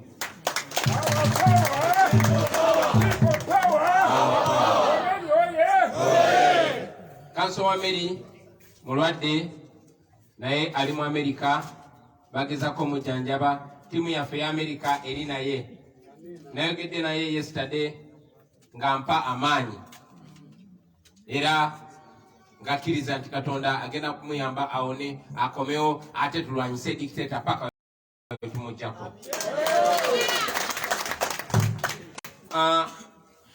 Mwena mukitegedde mwade mukimanyi nti twabadde tulina okubeera ku radio naye twatuse ku radio this morning ne batutegeeza nti RDC ne DPC bataddewo order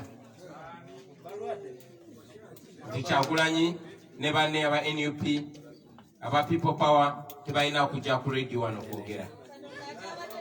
Kiri fani tewali tteeka n'erimu ligaana muntu kugenda ku radio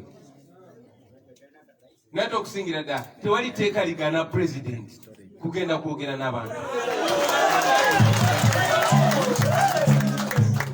abantu bonna abakulembeze emitendera egy'enjawulo mu ttiimu ez'enjawulo bagenda maaso okusinkana abantu n'okwogera nabo ffe batulemeseza okwogera ku rediyo n'okujja wano tuze nalo mwena muwulidde tiyagasi gwe bakubye bakulembeze bannaffe bangi ne babagoba abalala babalemeseza okutuuka kuba poliisi n'amagye beetolodde everywhere naye twabagamba nti ffe kubanga tumanyi nti amateeka gali ku saidi yaffe n'abantu bali ku saidi yaffe ne Katonda ali ku saidi yaffe tetugenda kupowa. Njagala okubeebaza olwa confidence kuba manyi atalina lo tasobola kubeera wano era Honorable Nyeko akyogeddeko ti abantu b'Embale, abantu b'Amasabalandi, abantu ba Eastern Uganda kuba naye wa Eastern Uganda muli bakabinyo banange mwekubeereko mu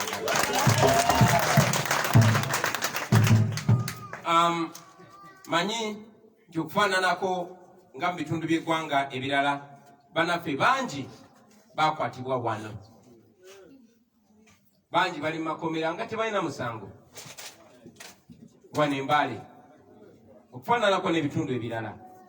E Kampala waliyo bannaffe ba Oliver ba Machete n'abalala bali mu komera tewali musango kuba bamusanze ayambadde t-shirt ya red, bamusanze ayina ID ya National Unity Platform ne bamukwata ne bamusiba. Ne wano tulina baganda baffe ba Osman Rashidi bamusiba, Umaru bamusiba, wabula James bamusiba, Mutyaba gwe bayita musomesa bamusiba n'abalala mulaba amanya sigalina off head Kato n'abalala babasiba naye bajja kuvaayo kubanga tebalina musango. Kyetwasooka okusalawo tetugenda kutyakomera kuba Mandela bamusiba for 27 years naye yavaayo n'awangula.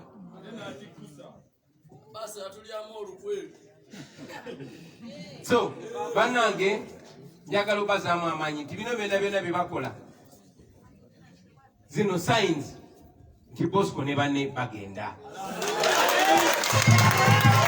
Badikiteeta bonna bonna abasooka kukola bino naye bamala ne bakola ki? Ne bagenda. Nziramu bakulisaayo mu kulonda baganda bange. Nkakasa mwenna temulabangako abakulu n'abato temulabangako okulonda nga kwetuvuddemu. Nga presidential candidate acampaigninga ayambadde bulletproof. Nga abantu babakwata babatta just nga poliisi omulimu gwayo n'amagye si kuuma abantu n'ebintu byabwe wabula kubonyaabonya abantu nakutta abantu. So Museveni ayinza okulowooza nti twapowa naye bulijjo bw'ofiirwa omuntu wo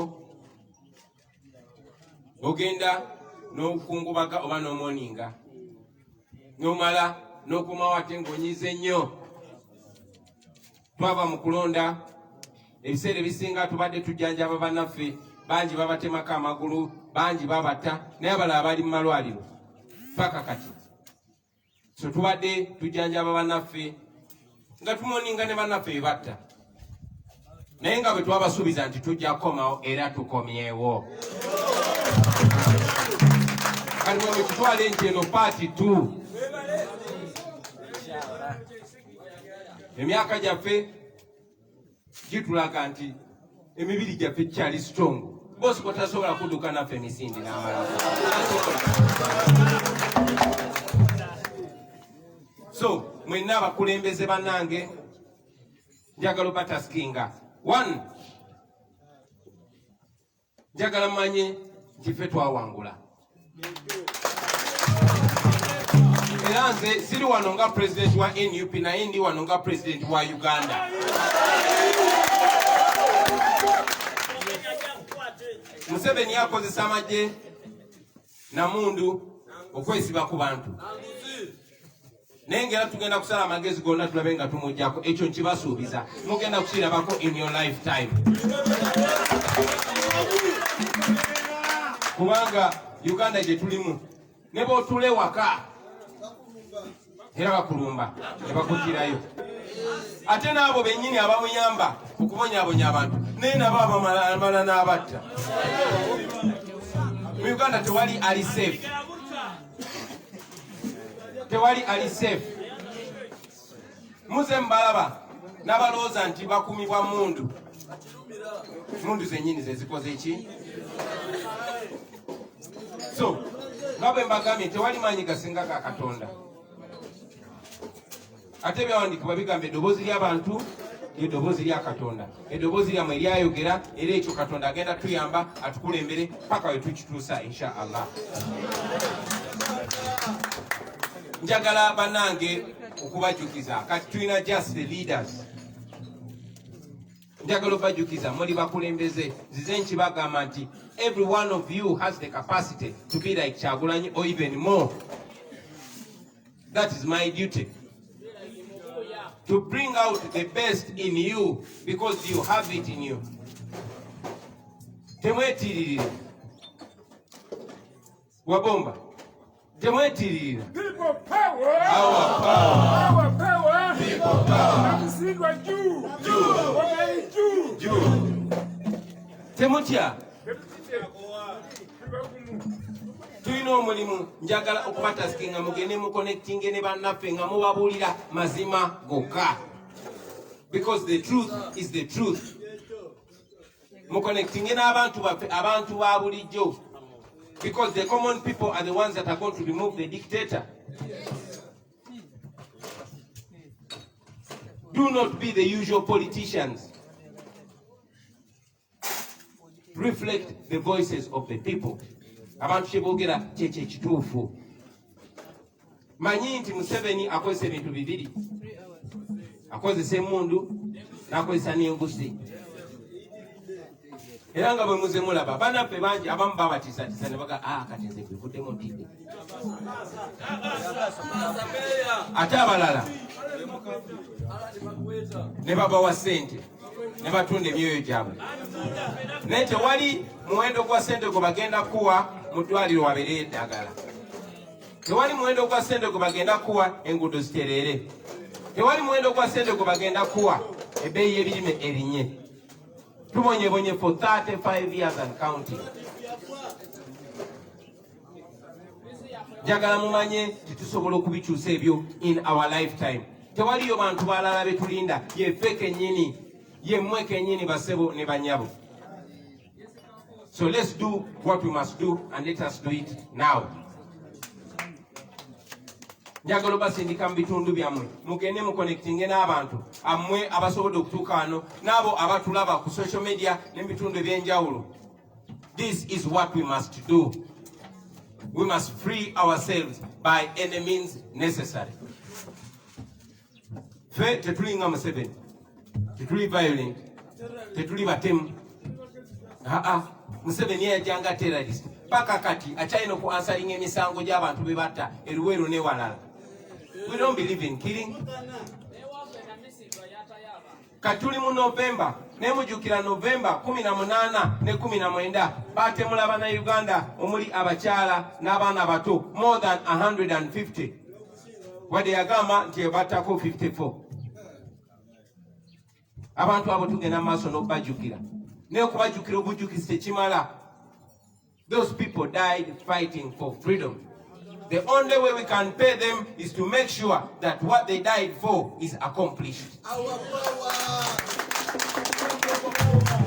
Nze buli wembeera eyo nga ningagezaako okudda okugwamu amaanyi nenzijukira abantu bameka abatiddwa olw'omulamwa guno. Nenzijukira abaana aba bodaboda tebalina ssente naye ekitono kyalina 15 mutwalo n'aziteekamu naye n'alaga obuwagizi. Si bwa Kyagulanyi naye bwa Uganda empya ffenna gye twagala. Where we are all going to be equal, no matter your tribe, no matter your religion, no matter your gender. That is the Uganda that we want. This we have written in our manifesto. We have written in very many documents. Njagala okubasaba mumanye people power kiki ekitegeeza mmwe ng'abakulembeze. Mugende munnyonnyola abantu. Ebiseera bingi nnyo nsanga abantu nga tebe babinnyonnyola kubanga abantu bakimanyi. So you as the leaders be the representation of what we believe in. I can guarantee you tugenda kudamu tusitula abantu baffe ono Museveni tugenda mujjako oba ayagala oba tayagala. Bakulembeze baffe bangi mumanyi babasibye Honorable Sejirinya, Honorable Alan Sewanyana, kati abwe mumanyi kubanga ba MPs. Naye n'abalala bangi nnyo bali mukomera without a crime. I'm very glad I'm seeing young men and women from universities standing up to be counted. And Honorable Senyonyi said it. You, your generation, has a duty, because you cannot pretend that you don't know your mission. Your mission is to live free with dignity as a full human beings in the lands of your fathers, the lands of your grandfathers. This is your country where you must not be like a second-class citizen. So it is your duty, the students, the workers, the unemployed, all people, young and old, male and female, rich and poor. This is our duty. We cannot give up. We must get our freedom or die trying to get our freedom.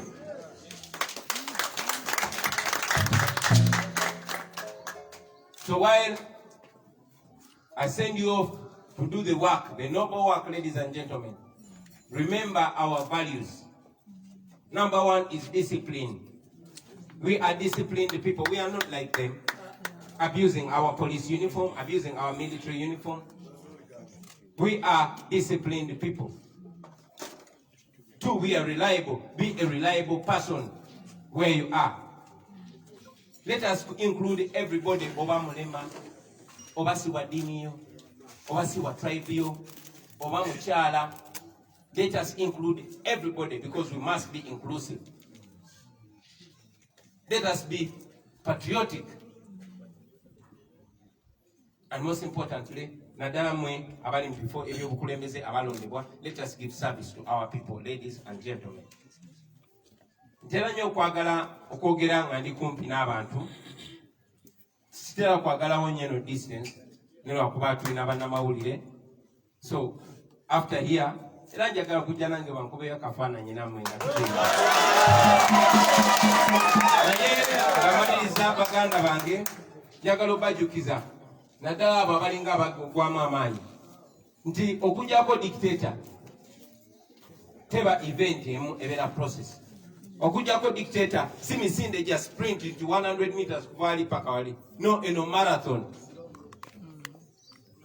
Abasudaani baabonaabona ne dictator paka we bamujjako. Ne mawanga malala mangi. So don't give up. Every step we take, let us celebrate it. Let us not celebrate only when we reach. Let us celebrate along the way. Now everybody has eyes open. And that is why they fear us. That's why they block us from going to radio and TV stations.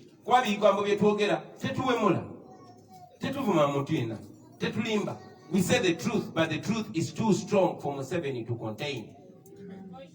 That is why they don't allow us to speak on radio stations. So use all methods. Bwembera mubala, bwembera mukusamba mpira, bwembera ku social media. Make sure you move this good news, because this is the good news of our generation. Move this news, represent it, stand it, and act like it.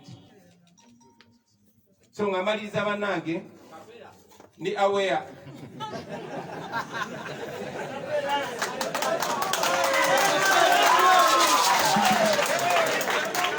Ani asawa kapela.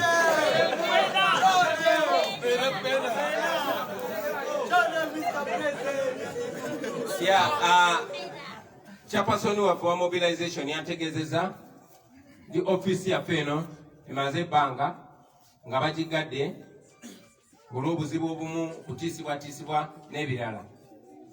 Njagala okulangirira nti office ya feno tugenda gigula olwaleero. Tebalina kye babagamba. Era chairman, this office should be open. njagala kuva waggulu bannange nga mbazaamu amaanyi nga mbajjukiza nti everyone that you see bw'abanga ebigambo byayogera n'ebikolwa byakola nga biyamba okujjako dictator Museveni oyo comrade oyo mwanammwe mumuwagire bw'abanga ebigambo byayogera n'ebikolwa byakola nga biyamba okujjako dictator oba wakateki oba wawa naye ng'ebigambo byayogera n'ebikolwa byakola nga byakujjako dictator so si kutu slowing down oyo mumuwagire naye omuntu yenna bw'abanga ebigambo byayogera n'ebikola n'okusingira ddala ebikolwa bye nga byakutusala speed nga byakutuza amabega oyo mulabe wa struggle mumwewale era mu treating as such mwebale nnyo bannange kumpuliriza mwebale kujja mu buzibu buno mwebale kugumira kutiisibwatiisibwa poliisi ne mbeerawo wano mukama abampeera omukisa temupowa tulina okuwangula so bansabye kyeya nti tulinawo ne bapafoma wano kyova olaba kane bwe sibawa kapera kubanga tulina people power our power people power people power our power our power people power twali mu mbale yaffe batusanga tweyagalira kuno ne bajja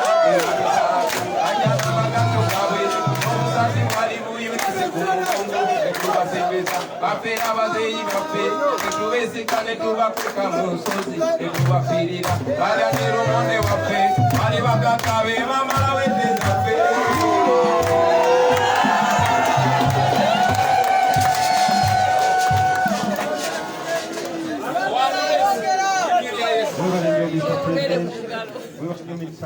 omukulu Master Museveni yawo taking over otwali kijule kijjako bane mwebale nnyo people power kyatulira toyanziza Chairman Nyanzi principal ne delegation yona gyotambudde nayo tulina obugenyi bwe tuorganizinze oba principal Masabala toyinza genda mu buya nga tolidde ku maleewa amaleewa we gali ettiimu eri mu kuorganizinga mu kyanguye mukirize waliwo omusajja wali bamuyita Tommy Ticha oluyimba yalukyusa ate nalukuba mu lugisu abantu message bagifune kkiriza abeere nga akubayo akayimba kamu toyanziza Yo, bampita Tommy Ticha nga honorable. Honorable ye balyongerako kuba nesimbawoko oba MP wano flag level. Naye flaga munange Masaba Ivani n'agitwala ne bagala nnyo kungula nti leka tukutwale mu pate endala ne ngamba wa leka tuwagire so level katono level olw'oluyimba situka tutambule nalukyusa mu lugisu Mr. President naye nkukakasa sakyusa muwadde kagambo kamu sinake nabo kamu nalukyusa mu lugisu same message nga njagala message ene tukire ddala mu bantu ab'Amasaba so nzikiriza akagambo ke wangamba ebusaabala lwena soko kumitinga nkagambe bano abantu banaye Mr. President yangamba nti one man plus the truth is the majority kakagambo president sijakerabira kyova nsigala nga ngamba banaffe abalwanyi ba freedom people power teka akajimba teka yimba yo the staff must get going yeah and mentors become tormentors when freedom of expression becomes the target of suppression opposition becomes our possession Moyo bose kwamenyukire nenga namanyire tini nawe kwamenyukire buli muntu wendi kubonayo ngo balebye basubira byawuka kule bali kubona ati balalabo byabasinava minilisi wanenga batamba esi bawaba kabesi bandi wabire kiba kizibu kumfuna bungale kuroma katamako azi jalo nga kikumye wenyo kaumamu ujende kukalukawo chango lutendo lule yukapiro sinemu Ilukakutende, mali, kamali kafe. Ilukakutende, ndolune kapale mele kufuna. Ilukakutende, mali, kamali kafe. Ilukakutende, kanyenge kwabere kugalikoi Nisumbira bere gani Kusubira kujimbele na chuka mafadhali Wabulese kentule Chuka chuka yogana wala inuko Wabule kimoli mwani zuri Mwana jimai zuri ajitele mwe baba Chupa lina Mutendele wamitope kitulile kukuzila Wala uniruwe supa wale sochi kowa Mwani nuna wanela mwe baba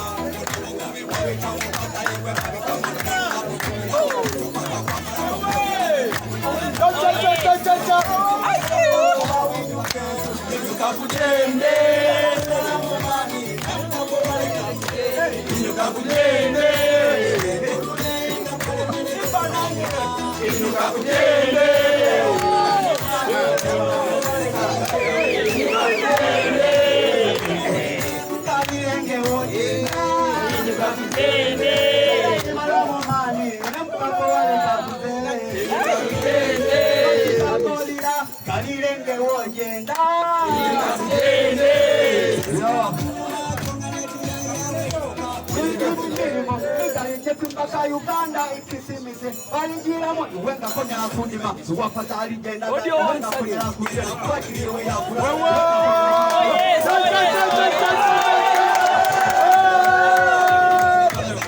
Bring to them Rasta kuletele ngoku sosio wengo chefu matila chikana ukangule bulo One last performance, culture performance.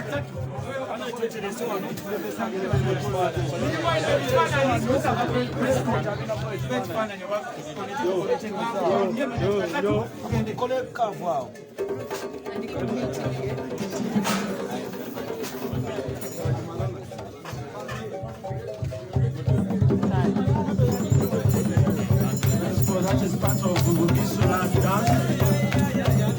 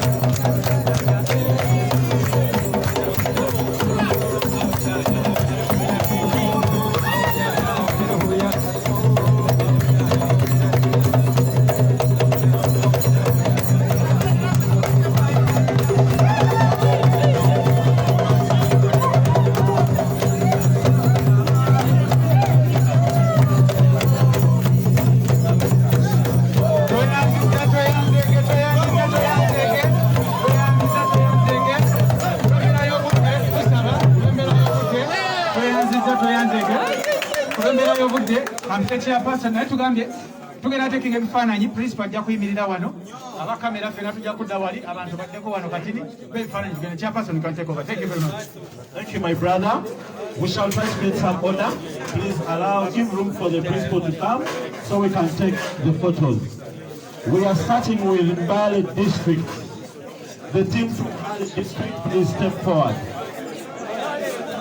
Mbale District.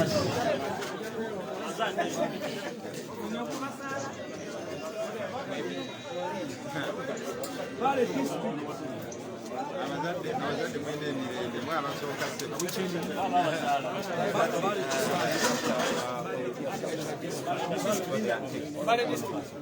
District. Friends, we are doing Mbale District.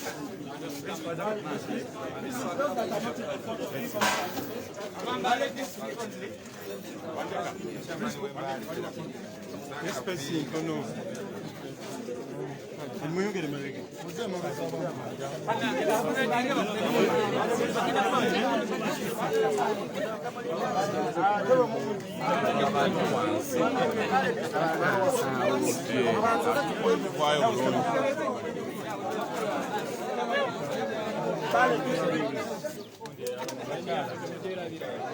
People power, our power, people power, everywhere, everywhere.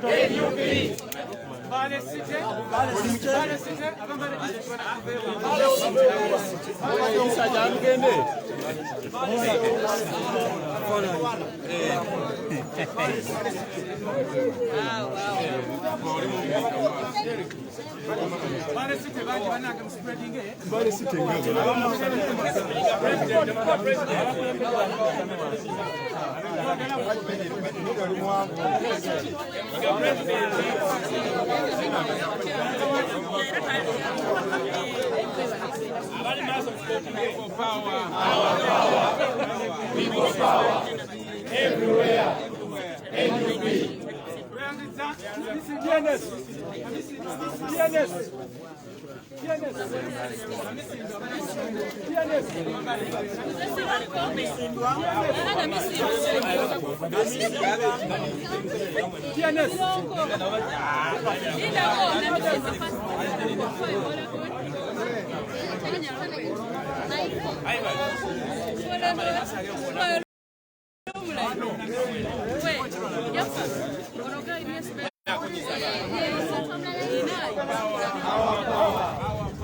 People power.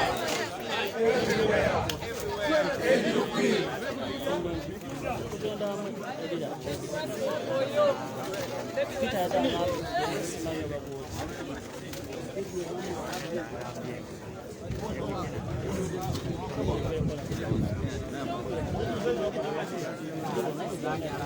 People power, our power, our power. People power. NUP everywhere, everywhere.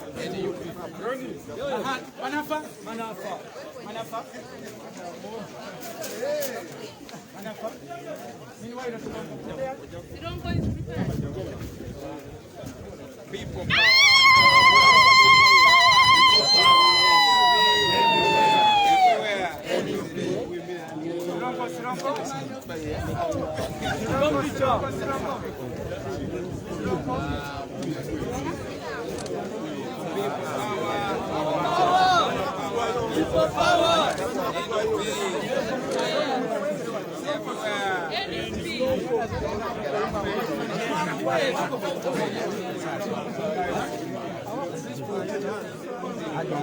People power. Our power. Our power. People power. NUP. Everywhere. Everywhere. NUP.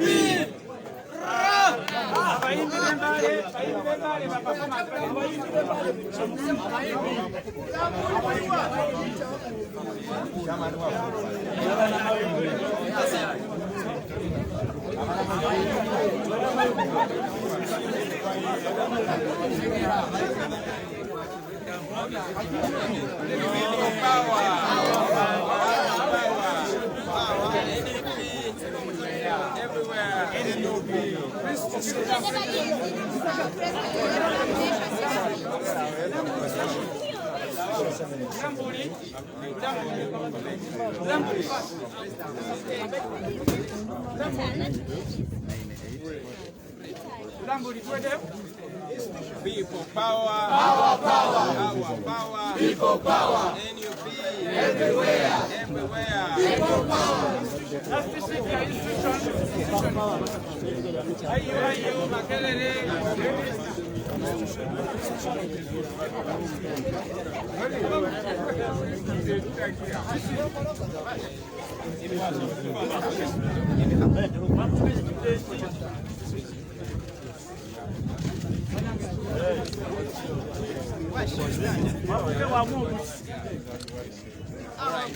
power.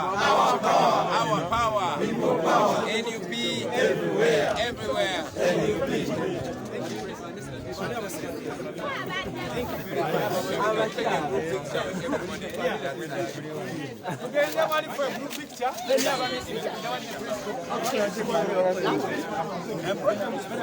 Function ewedde naye wabweru amagye ne poliisi byetooloddewo akafo kano konna kasaliddwako poliisi. Munda hano wabaddewo abantu batono nnyo oluvannyuma lwa poliisi okusalako abantu abamu.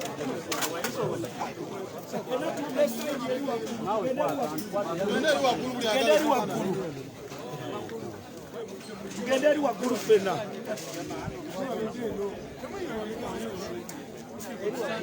Abasobola okusikootinga musikootinga. Bonna bonna abalala bajje. Everyone is not in.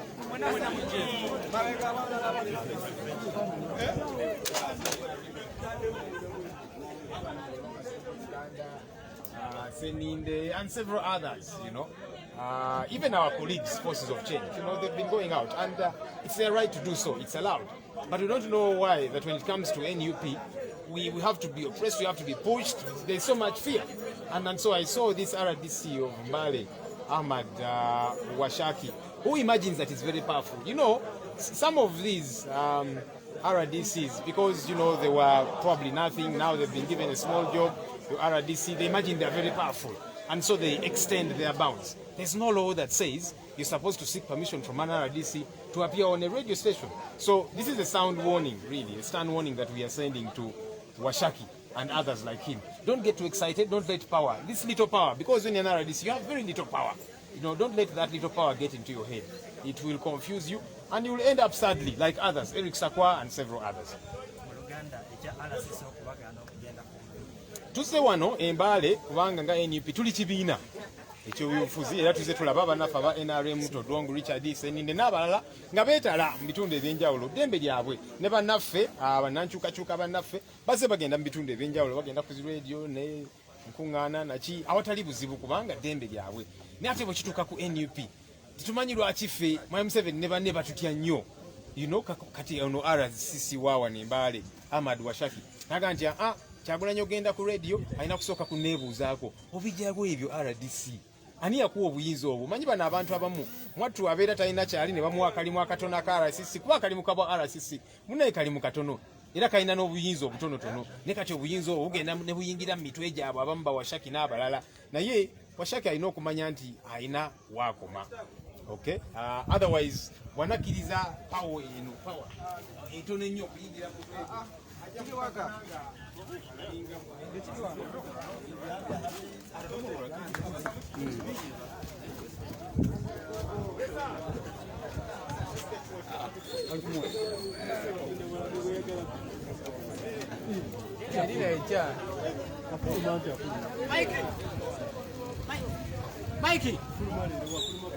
Mikey.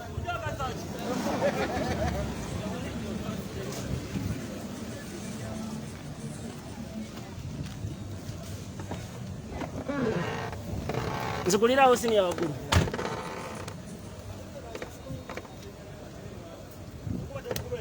Fine. Mubaka yakiguddemu.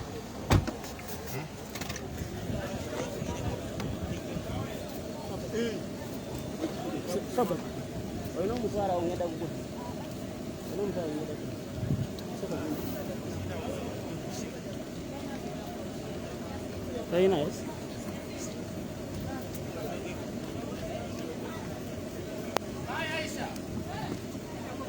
The president has just finished a function of